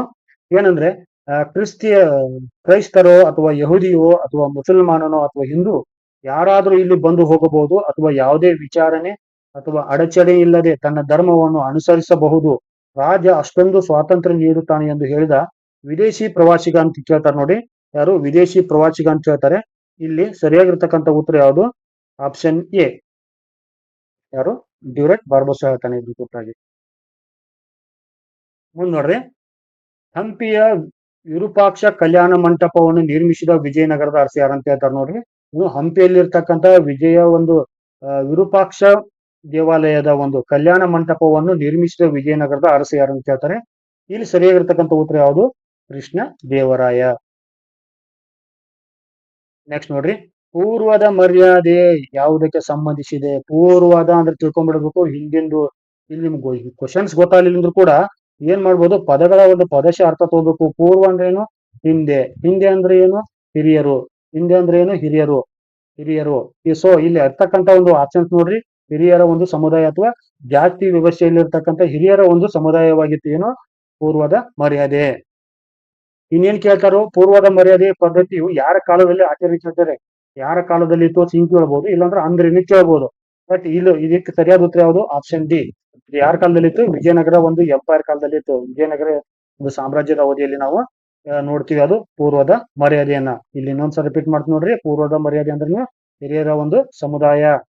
ನೆನಪಿಟ್ಕೊಡ್ ಸಾಕಿದ್ರ ಬಗ್ಗೆ. ಮುಂದೆ ನೋಡ್ರಿ, ವಿಜಯನಗರ ರೋಮ್ನಷ್ಟೇ ದೊಡ್ಡದೆಂದು ತಿಳಿಸುವ ವಿಜಯನಗರ ರೋಮ್ನಷ್ಟೇ ದೊಡ್ಡದು ಎಂದು ತಿಳಿಸುವ ವಿದೇಶಿ ಪ್ರವಾಸಿಗ ಯಾರು ಅಂತ ಹೇಳ್ತಾರೆ ನೋಡ್ರಿ. ಇಲ್ಲಿ ಸರಿಯಾಗಿರ್ತಕ್ಕಂಥ ಉತ್ತರ ಯಾವುದು? ಡೊಮಿಂಗೋ ಪಯಾಸ್. ಮುಂದಿನ ಪ್ರಶ್ನೆ ನೋಡ್ರಿ, ಧೂಳಕ್ಷರ ಪದ್ಧತಿಯು ಯಾರ ಕಾಲಾವಧಿಯಲ್ಲಿ ಅಸ್ತಿತ್ವದಲ್ಲಿ ಕೇಳ್ತಾರ ನೋಡ್ರಿ. ಧೂಳಕ್ಷರ ಪದ್ಧತಿಯು ಯಾರ ಕಾಲಾವಧಿಯಲ್ಲಿ ಅಸ್ತಿತ್ವದಲ್ಲಿ ಕೇಳ್ತಾರ ಸ್ನೇಹಿತರೆ. ಇಲ್ಲಿ ಸರಿಯಾಗಿರ್ತಕ್ಕಂಥ ಉತ್ತರ ಯಾವುದು? ಆಪ್ಷನ್ ಡಿ, ವಿಜಯನಗರ ಸಾಮ್ರಾಜ್ಯ. ನೆಕ್ಸ್ಟ್ ನೋಡ್ರಿ, ಇನ್ನು ವಾಟ್ ಈಸ್ ಧೂಳಕ್ಷರ ಅಂತ ಕೇಳಿದಾರೆ ನೋಡ್ರಿ. ಇಲ್ಲಿ ಧೂಳಕ್ಷರ ಪದ್ಧತಿಯನ್ನು ಉಲ್ಲೇಖಿಸಿ ಮುಂದಿನ ಯಾವ ಹೇಳಿಕೆಗಳು ಸರಿಯಾಗಿವೆ ಅಂತ ಕೇಳ್ತಾರೆ ನೋಡ್ರಿ. ಇಲ್ಲಿ ಏನ್ ಕೊಡ್ತಾರೆ ಅಂದ್ರೆ, ಇದು ಕುಸ್ತಿ ಆಟದ ಒಂದು ತರಬೇತಿಯಾಗಿತ್ತು ಹೇಳ್ತಾರೆ. ಇನ್ನೊಂದ್ ಕಡೆ ಏನ್ ಹೇಳ್ತಾರಂದ್ರೆ, ಈ ಪದ್ಧತಿಯು ಕನಕದಾಸರ ಒಂದು ಮೋಹನ ತರಂಗಿಣಿ ಕೃತಿಯಲ್ಲಿ ಉಲ್ಲೇಖಿಸಲ್ಪಟ್ಟಿದೆ ಅಂತ ಹೇಳ್ತಾರೆ. ಸ್ನೇಹಿತರೆ, ಈ ಧೂಳ ಅಂತ ಹೇಳಿ ನೀವೇನ್ ಮಾಡ್ತೀರಿ, ದತ್ ಅಂತೇಳಿ ಕುಸ್ತಿ ಅಂತ ಅನ್ಕೋಕ್ ಹೋಗ್ಬೇಡ್ರಿ. ಕುಸ್ತಿ ಪದ ಬರಲ್ಲ ಇಲ್ಲಿ. ಕುಸ್ತಿ ಪದ ಬರಲ್ಲ. ಇದು ಏನದು ಅಂದ್ರೆ ಒಂದು ಶಿಕ್ಷಣ ಪದ್ಧತಿ ಆಗಿತ್ತು. ಇದು ಶಿಕ್ಷಣ ಪದ್ಧತಿ ಆಗಿತ್ತು. ಹಾಗಾದ್ರೆ ಏನ್ ಮಾಡ್ಬೇಕು ನಾವು, ಈ ಒಂದನ್ನ ತೆಗೆದು ಹಾಕ್ಬೇಕು. ಸರಿಯಾಗಿರ್ತಕ್ಕಂಥ ಉತ್ತರ ಯಾವುದು? ಆಪ್ಷನ್ ಬಿ ಮಾತ್ರ. ಈ ಪದ್ಧತಿ ಕುರಿತಂತೆ ಏನ್ ಮಾಡ್ತಾರೆ ಅಂದ್ರೆ ಕನಕದಾಸರು ಮೋಹನ ತರಂಗಿಣಿಯಲ್ಲಿ ಶಿಕ್ಷಣ ವ್ಯವಸ್ಥೆಯನ್ನು ಒಂದು ಸಂವರ್ಧನೆಯನ್ನು ಕುರಿತಾಗಿ ಸಂಪೂರ್ಣವಾಗಿ ಹೇಳ್ತಾರೆ. ಈ ಧೂಳಾಕ್ಷರ ಅಂದ್ರೆ ಮಣ್ಣಿನಲ್ಲಿ ಅಕ್ಷರಾಭ್ಯಾಸವನ್ನು ಮಾಡ್ತಕ್ಕಂಥ ಒಂದು ಕಲೆ ಆಗಿತ್ತು ಅಥವಾ ಪದ್ಧತಿ ಆಗಿತ್ತು. ಅಕ್ಷರಾಭ್ಯಾಸವನ್ನು ಮಾಡ್ತಕ್ಕಂಥ ಒಂದು ಏನಾಗಿತ್ತು, ಪದ್ಧತಿ ಆಗಿತ್ತು. ನೆಕ್ಸ್ಟ್ ನೋಡ್ರಿ, ಬಾಲಬೋಧೆ ಎಂಬುದು ಯಾವುದಕ್ಕೆ ಸಂಬಂಧಿಸಿ ಅಂತ ಹೇಳ್ತಾರೆ ಸ್ನೇಹಿತರೆ. ಸರಿಯಾಗಿರ್ತಕ್ಕಂಥ ಉತ್ತರ ಯಾವುದು? ಪ್ರಾಥಮಿಕ ಶಿಕ್ಷಣ. ನೀವು ಬಾಲ ಪದ ಅಂದ್ರೆ ಒಂದ್ಸಲ ಒಂದು ಏನು ಮ್ಯಾನರ್ಸ್ ಆಗಿ ಬಳಸಿದ್ರೆ ಏನಿತ್ತು, ಬಾಲಕ್ಕೆ ಹತ್ತಿರವಾದ ಪದ ಯಾವುದು? ಪ್ರಾಥಮಿಕ. ಹೀಗಾಗಿ ನೀವು ಯಾವುದು? ಆಪ್ಷನ್ ಎ ನ ಆನ್ಸರ್ ಮಾಡಬಹುದು. ನೆಕ್ಸ್ಟ್ ನೋಡ್ರಿ, ವಿಜಯನಗರ ಕಾಲದ ರಾಯರೇಖಾ ಪದ್ಧತಿ ಯಾವುದಕ್ಕೆ ಸಂಬಂಧಿಸಿದೆ? ಏನು ವಿಜಯನಗರದ ಕಾಲದ ರಾಯರೇಖಾ ಪದ್ಧತಿ ಯಾವುದಕ್ಕೆ ಸಂಬಂಧಿಸಿ ಅಂತ ಹೇಳ್ತಾರ ಸ್ನೇಹಿತರೆ. ಇಲ್ಲಿ ಸರಿಯಾಗಿರ್ತಕ್ಕಂಥ ಉತ್ತರ ಯಾವುದು? ಕಂದಾಯ ಪದ್ಧತಿ. ಈ ರಾಯರೇಖಾ ಪದ್ಧತಿಯನ್ನು ನೋಡ್ತೀರಿ ನೀವು ಇಲ್ಲಿ. ಈ ರಾಯ ವಿಭಾಡ ಒಂದು ಪದ ಕೇಳ್ತೀರಿ. ರಾಯ ವಿಭಾಡ ಅಂದ್ರೆ ಏನು? ಮಾಪನಗಳು, ಭೂಮಾಪನಗಳು, ರಾಯ ವಿಭಾಡ ಕೋಲ, ರಾಯರ ಗಂಡರ ಕೋಲ ಅಂತ ಬರ್ತಾವಲ್ಲ ಇವೆಲ್ಲ. ಗಂಡರ ಕೋಲು ಇಂಥ ಪದಗಳು ಬಂದಾಗ ನೀವೇನ್ ಮಾಡ್ಬೇಕು, ಸ್ವಲ್ಪ ಕಾಮನ್ ಸೆನ್ಸ್ ಬಳಸಿ ಏನ್ ಮಾಡ್ಬೋದು, ಕಂದಾಯ ಅಂತ ಆನ್ಸರ್ ಮಾಡ್ಬೋದು. ನೆಕ್ಸ್ಟ್ ನೋಡ್ರಿ, ಮಧ್ಯಯುಗದ ಭಾರತೀಯ ಇತಿಹಾಸದಲ್ಲಿ ಅತವನಿ ಎಂದರೆ ಅಂತ ಹೇಳ್ತಾರೆ ನೋಡ್ರಿ. ಅತವನಿ ಒಂದ್ಸಲ ಇದು ಸ್ನೇಹಿತರೆ UPSC ಕ್ವಶನ್ ಇದು. UPSC IAS ಕ್ಲೀನ್ಸ್ ಎಕ್ಸಾಮ್ ಬಂದಿರತಕ್ಕಂಥ ಕ್ವಶನ್ ಇದು. ಇನ್ನು ಮಧ್ಯಯುಗದ ಇತಿಹಾಸದ ಭಾರತ ಅವಧಿಯಲ್ಲಿ ಅತವನಿ ಅಂದ್ರೆ ಅಂತ ಹೇಳ್ತಾರೆ. ಇದು ಒಂದು ಡಿಪಾರ್ಟ್ಮೆಂಟ್ ಆಫ್ ರೆವಿನ್ಯೂ ಕಲೆಕ್ಷನ್, ಏನು ಕಂದಾಯ ವಸೂಲಿ ಮಾಡುವ ಒಂದು ಇಲಾಖೆಯಾಗಿತ್ತು. ಯಾವುದು? ಅತವನಿ. ನೆಕ್ಸ್ಟ್ ನೋಡ್ರಿ, ಮುಂದಿನ ಯಾವ ಜೋಡಿಗಳು ಸರಿಯಾಗಿ ಹೊಂದಿಕೆಯಾಗಿ ಅಂತ ಹೇಳ್ತಾರೆ ಸ್ನೇಹಿತರೆ. ಡೈರೆಕ್ಟ್ ಆನ್ಸರ್ ಹೇಳ್ತೀನಿ ಇಲ್ಲಿ. ಆಪ್ಷನ್ ಡಿ ಸರಿಯಾಗಿರ್ತಕ್ಕಂಥ ಒಂದು ಉತ್ತರ ನೋಡ್ತೀವಿ. ಏನು ಒಂದು ಸ್ಥಳ ಆದಾಯ ಅಂದ್ರೂ ಒಂದು ವಿದೇಶಿಗಳಿಂದ ಆಮದು ಮಾಡಿಕೊಳ್ಳುವ ಒಂದು ವಸ್ತುಗಳ ಮೇಲಿನ ತೆರಿಗೆಯನ್ನು ಅಂತ ಹೇಳ್ತೀವಿ ಅಂದ್ರೆ ನಾವು ಸ್ಥಳ ಆದಾಯ ಅಂತ ಹೇಳ್ತೀವಿ. ಅಂದ್ರೆ ಆಮದು ಸುಂಕನ ಸ್ಥಳ ಆದಾಯ ಅಂತೀವಿ. ಇನ್ನೊಂದೇನೊಂದು ಮಾರ್ಗ ಆದಾಯ ಅಂತಾರೆ. ಮಾರ್ಗ ಪದದ ಒಂದು ಚಂಟು ಅರ್ಥ ಗೊತ್ತಿರೋ ಸಾಕು ನಿಮಗೆ, ಸಾಗಾಟ ತೆರಿಗೆ ಅಂತ ಗುರುತಿಸಬಹುದು. ಇನ್ನು ಮಾಳಿಗೆ ಅಂತ ಕೇಳ್ತಾರಲ್ಲಿ, ಮಾಳಿಗೆ ಆದಾಯ ಅಂದ್ರೆ ಅಂಗಡಿಗಳ ಮೇಲಿನ ಒಂದು ತೆರಿಗೆಗಿತ್ತು. ಇನ್ನು ದಳವರಿ ಅಥವಾ ದಳಪತಿ ಅಂದ್ರೆ ಸೈನ್ಯ ಅಥವಾ ಕೋಟೆಗಳ ಒಂದು ನಿರ್ವಹಣಾ ತೆರಿಗೆ ಆಗಿತ್ತು, ಅದು ದಳವರಿ. ನೆಕ್ಸ್ಟ್ ನೋಡ್ರಿ, ವಿಜಯನಗರ ಕಾಲಾವಧಿಯಲ್ಲಿ ಏನು ತಾರಾ ಎಂಬುದು ಏನಕ್ಕೆ, what was the during the period of the Vijayanagara empire? ತಾರಾ ಅಂತ ಕೇಳ್ತಾರೆ. ತಾರಾ ಅಂದ್ರೆ ಏನು? ಬೆಳ್ಳಿಯ ಒಂದು ನಾಣ್ಯವಾಗಿತ್ತು. ಈ ತಾರ ಅಂದ್ರೆ ನೆನಪಿಟ್ಕೊಡ್ರಿ, ತಾರೆ ಅಂತ ನೆನಪಿಟ್ಕೊಡ್ರಿ. ತಾರೆ ಅಂದ್ರೆ ಏನು? ನಕ್ಷತ್ರ ಹೆಂಗಿರುತ್ತೆ? ಒಂಥರ ಹೊಳಿಪು. ಯಾವ ಹೊಳಪು? ಬೆಳಕಿನಿಂದ ಹೊಳಿತಿರ್ತೈತಿ. ಸೊ ಒಂದು ತಾರ ಹಂಗ್ ನೆನಪಿಟ್ಕೋಬೇಕಾದ್ರೆ ಇನ್ನು ನಾವು ಬೆಳ್ಳಿಗೆ ಒಂದು ಕಂಪೇರ್ ಮಾಡ್ರಿ. ಸೊ ಇಲ್ಲಿ ಸರಿಯಾಗಿರ್ತಕ್ಕಂಥ ಉತ್ತರ ಯಾವುದು? Option A. ನೆಕ್ಸ್ಟ್ ನೋಡ್ರಿ ನಾವು, ಸಿದ್ಧಾಯ ಪದ್ಧತಿ ಮತ್ತು ಗದ್ದತಿ ಪದ್ಧತಿಗಳು ಯಾವುದಕ್ಕೆ ಸಂಬಂಧಿಸಿ ಅಂತ ಹೇಳ್ತಾರೆ ಸ್ನೇಹಿತರೆ. ಇಲ್ಲಿ ಸರಿಯಾಗಿರ್ತಕ್ಕಂಥ ಉತ್ತರ ಯಾವುದು? ಗೇಣಿ ಪದ್ಧತಿಗಳು. ನೆಕ್ಸ್ಟ್, ಕಂದಾಚಾರ ಎಂಬುದು ಏನಂತ ಕೇಳ್ತಾರ ನೋಡ್ರಿ. ಕಂದಾಚಾರ ಎಂಬುದು ಅಂತ ಕೇಳ್ತಾರ. ಏನ್ ಕೊಡ್ತಾರಂದ್ರೆ ಸ್ಥಾಯಿ ಸೈನ್ಯ, ಧಾರ್ಮಿಕ ಪದ್ಧತಿ, ಭೂ ಕಂದಾಯ ಮತ್ತು ಶಿಕ್ಷಣ ಕೇಂದ್ರ. ಸ್ನೇಹಿತರೆ ಇಲ್ಲಿ ಸರಿಯಾಗಿರ್ತಕ್ಕಂಥ ಉತ್ತರ ಯಾವುದು? ಆಪ್ಷನ್ ಡಿ, ಸ್ಥಾಯಿ ಸೈನ್ಯ. It was one of the reserve army ಅಂತ ನೆನ್ಪಿಟ್ಕೊಂಡ್ಬಿಟ್ಟು ಸಾಕು. ಮುಂದಿನ ಪ್ರಶ್ನೆ ನೋಡ್ರಿ, ವಿಜಯನಗರದ ಒಂದು ಅರಸರ ರಕ್ಷಣಾ ಪಡೆ ಅಥವಾ ರಾಜನ ಖಾಸಗಿ ಸೇವಕರನ್ನು ಏನೆಂದು ಕರೆಯಲಾಗುತ್ತಿತ್ತು ಅಂತ ಕೇಳ್ತಾರ ನೋಡ್ರಿ. ಏನು ವಿಜಯನಗರ ಅರಸನ ಒಂದು ರಕ್ಷಣಾ ಪಡೆ ಅಥವಾ ರಾಜನ ಖಾಸಗಿ ಸೇವಕರನ್ನು ಏನೆಂದು ಕರೆಯಲಾಗುತ್ತಿತ್ತು ಕೇಳ್ತಾರೆ. ಬಟ್ ನೀವು ಆಪ್ಷನ್ ಎಲಿಮಿನೇಟ್ ಮಾಡ್ಬೋದು.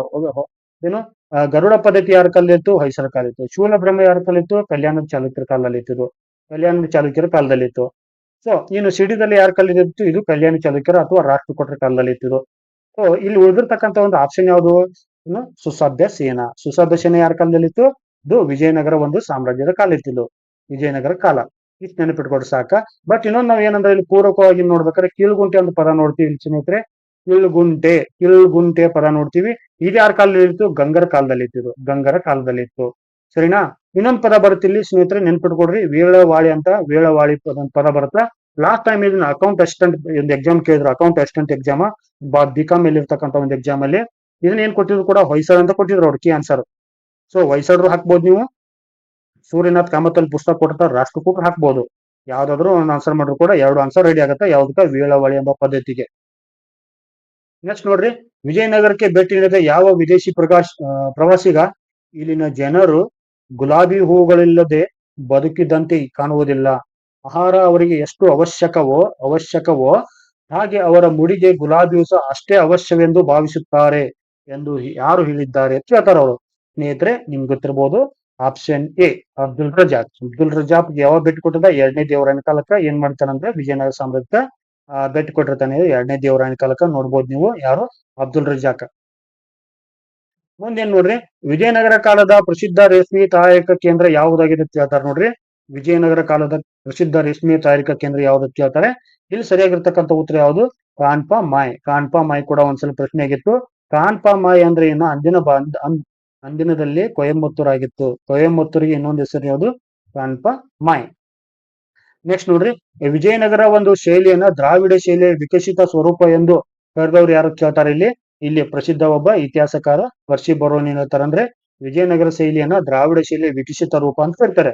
ಬಿಕಾಸ್ ಆಫ್ ವಿಜಯನಗರ ಶೈಲಿ ಏನಾಗತ್ತಂದ್ರ it is a mixer of Hoysala ಶೈಲಿ, ದ್ರಾವಿಡ ಶೈಲಿ, ನೆಕ್ಸ್ಟ್ ಚಾಲುಕ್ಯ ಶೈಲಿ, ನೆಕ್ಸ್ಟ್ ರಾಷ್ಟ್ರಕೂಟರ ಕೆಲವು ಒಂದು ಕಲೆ ಮತ್ತು ವಾಸ್ತುಶಿಲ್ಪ ಸಂಬಂಧ ಲಕ್ಷಣಗಳನ್ನ ಈ ವಿಜಯನಗರ ಹೊಂದಿರ್ತಾರೆ.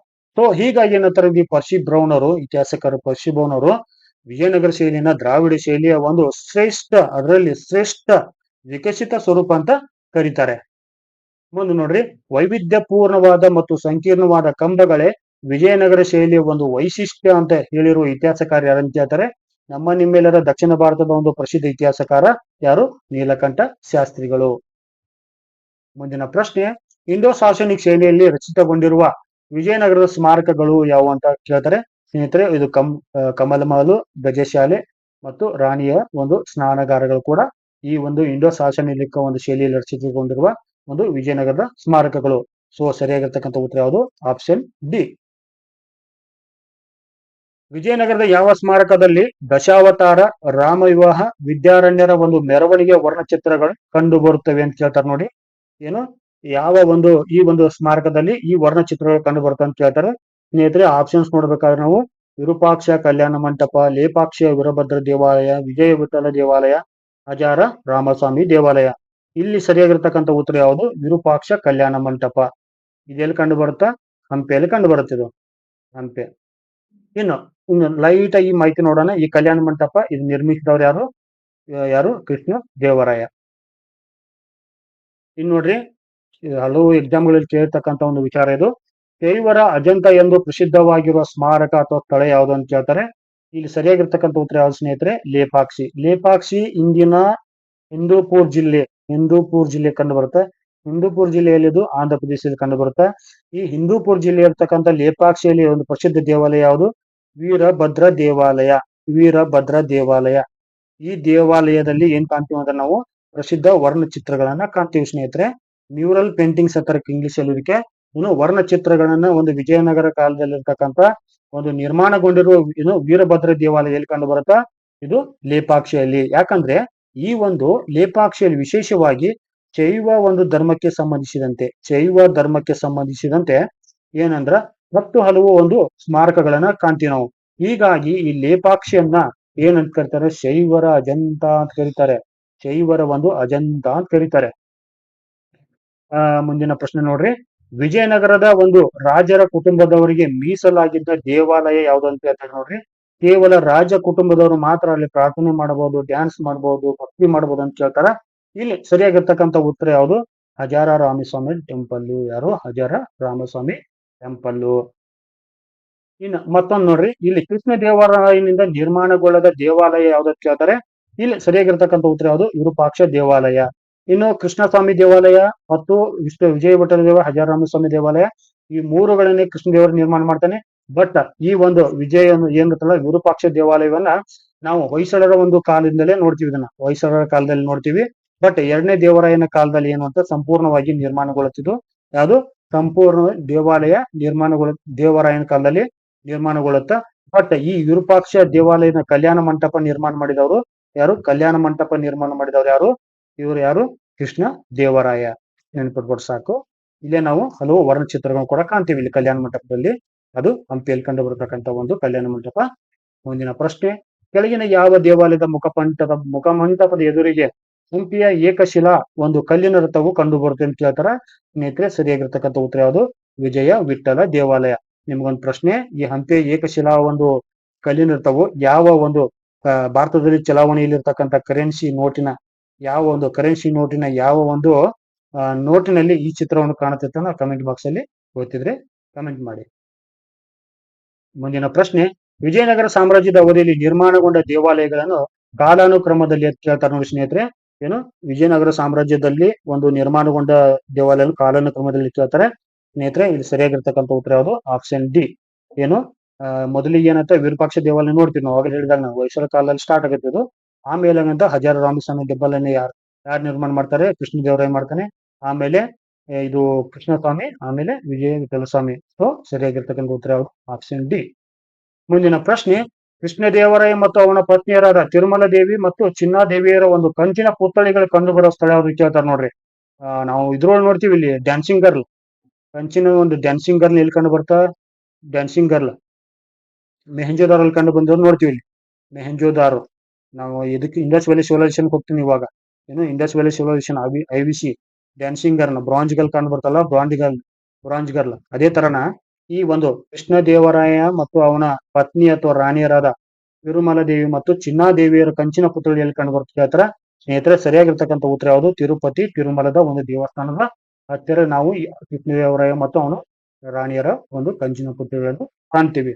ನೆಕ್ಸ್ಟ್ ನೋಡ್ರಿ, ಮೋಸ್ಟ್ ಇಂಪಾರ್ಟೆಂಟ್, ಕೃಷ್ಣದೇವರಾಯನ ಒಂದು ಕಂಚಿನ ಪ್ರತಿಮೆನ ನಾವು ತಿರುಮಲ ಕಂಡಿವಿ. ಆದ್ರೆ ಇಲ್ಲಿ ಕಲ್ಲಿನ ಮೂರ್ತಿ ಎಲ್ಲಿ ಕೇಳ್ತಾರ ಅವರು? ಕಲ್ಲಿನ ಮೂರ್ತಿ ಶಿಲ್ಪ ಕಂಡು ಬರೋ ಸ್ಥಳ ಎಲ್ಲಿ ಕೇಳ್ತಾರ? ಇಲ್ಲಿ ತಮಿಳುನಾಡಿನ ಒಂದು ಚಿದಂಬರಂನಲ್ಲಿ ಕಂಡು ನೋಡ್ತೀವಿ ನಾವು, ತಮಿಳುನಾಡಿನ ಒಂದು ಚಿದಂಬರಂನಲ್ಲಿ. ನೆಕ್ಸ್ಟ್, 1ನೇ ಬುಕ್ಕರಾಯನ ದಂಡನಾಯಕನಾದ ಇರುಗಪ್ಪನ ಮೂರ್ತಿ ಶಿಲ್ಪವು ಎಲ್ಲಿ ಕಂಡು ಬರ್ತದೆ ಅಂತ ಹೇಳ್ತಾರ? ಇದು ಕೂಡ ತಮಿಳುನಾಡಿನ ತಿರುಪರುತ್ತಿ ಕುಂಡ್ರಂ ಎಂಬ ಸ್ಥಳದಲ್ಲಿ ಕಂಡು ಬರ್ತೀವಿ. ಯಾರು? ಇರುಗಪ್ಪನ ಒಂದು ಮೂರ್ತಿ ಶಿಲ್ಪ ತಿರುಪರುತ್ತಿ ಕುಂಡ್ರಂ ಎಂಬ ಸ್ಥಳದಲ್ಲಿ ನಾವು ನೋಡ್ತೀವಿ. ಇನ್ನು ಮೋಸ್ಟ್ ಇಂಪಾರ್ಟೆಂಟ್ ಪ್ರಶ್ನೆ, ಎಲ್ಲ ಎಕ್ಸಾಮ್ ಕೇಳ್ತಕ್ಕಂಥ ವಿಚಾರ ಇದು. ವಿಜಯನಗರ ಸಾಮ್ರಾಜ್ಯದ ರಾಜ್ಯ ಲಾಂಛನ ಯಾವ್ದು ಕೇಳ್ತಾರ ನೋಡ್ರಿ. ವಿಜಯನಗರ ಸಾಮ್ರಾಜ್ಯದ ರಾಜ್ಯ ಲಾಂಛನ ಇಲ್ಲಿ ಸರಿಯಾಗಿರ್ತಕ್ಕಂಥ ಉತ್ತರ ಯಾವುದು? ಇದು ವರಾಹ. ಇಲ್ಲಿ ವರಾಹ ಇನ್ನೊಂದು ಒಂದು ಕರ್ನಾಟಕದ ಒಂದು ರಾಜ್ಯ ಮನೆತನದಾಗಿತ್ತು. ಬಾದಾಮಿ ಚಾಲುಕ್ಯರ ಒಂದು ನೀವು ನೋಡ್ತೀರಿ ರಾಜ್ಯ ಲಾಂಛನ ಕೂಡ ಆಗಿತ್ತು ಇದು ವರಾಹ. ಇದರಲ್ಲಿ ವಿಶೇಷತೆ ಏನಂದ್ರೆ ಎರಡು ತರ ಬರುತ್ತಿಲ್ಲ. ಎಷ್ಟು ಮಟ್ಟಿಗೆ ಸರಿಯೋ ಗೊತ್ತಿಲ್ಲ, ಬಟ್ ನಾವು ನೋಡಿದ್ರ ಪ್ರಕಾರ ಇದು ಆಕ್ಚುಲಿ ಹೇಳ್ಬೇಕಂದ್ರೆ ಇದು ಬಲಮುಖ ವರಾಹ. ಇದು ವಿಜಯನಗರದ ಎಡಮುಖ ವರಾಹ ಬರುತ್ತದೆ. ಇಷ್ಟು ಡೆಪ್ತ್ ಆಗಿ ನಿಮ್ಗೇನು ಕೇಳಲ್ಲ, ಅವಶ್ಯಕತೆ ಇಲ್ಲ, ಬಟ್ ಏನೋ ಒಂಚೂರು ಎಕ್ಸ್ಟ್ರಾ ಮಾಹಿತಿ ನಿಮ್ಗೆ ಇರ್ಲಿಲ್ಲ, ಒಂದು ಬಲಮುಖ ಮತ್ತು ಎಡಮುಖ ಅಂತ. ಮುಂದಿನ ನೋಡ್ರಿ, ಮೊಘಲ್ ಸಾಮ್ರಾಟ್ ಬಾಬರನ ಸಮಕಾಲೀನ ವಿಜಯನಗರದ ಅರಸ ಯಾರಂತ ಕೇಳ್ತಾರ ನೋಡ್ರಿ. ಇಲ್ಲಿ ಸರಿಯಾಗಿರ್ತಕ್ಕಂಥ ಒಂದು ನಮ್ಮ KDR ಯಾರು? ಕೃಷ್ಣದೇವರಾಯ ಎಲ್ಲ ಯಾರ ಕಾಲ ಸಮಕಾಲೀನ? ಈ ಬಾಬರ್ ಕಾಲದಲ್ಲಿ ಬರ್ತಾನೆ ಅವನು. ಇನ್ನು ಬಾಬರ್ ನಾಮ ಕೃತಿಯಲ್ಲಿ ಉಲ್ಲೇಖಿಸಲ್ಪಟ್ಟಿರುವ ವಿಜಯನಗರದ ಅರಸ ಯಾರಂತ ಹೇಳ್ತಾರೆ ನೋಡಿ. ವಿಶೇಷವಾಗಿ ನಾವು ಹಿಂದಿನ ಒಂದು ನೀವು ಪ್ರಶ್ನೆಯಲ್ಲಿ ಉತ್ತರ ಕಂಡುಕೊಂಡಿರ್ತೀರಿ. ಇಲ್ಲಿ ಕೂಡ ಸರಿಯಾಗಿರ್ತಕ್ಕಂಥ ಉತ್ತರ ಯಾವುದು? ಕೃಷ್ಣ ದೇವರಾಯ. ಮುಂದಿನ ಪ್ರಶ್ನೆ, ಕೊನೆಯ ಪ್ರಶ್ನೆ, ಅ ಫಾರ್ಗಟನ್ ಎಂಪೈರ್ ವಿಜಯನಗರ ಕೃತಿಯನ್ನು ರಚಿಸಿದವರು ಯಾರು ಹೇಳ್ತಾರೆ ಸ್ನೇಹಿತರೆ?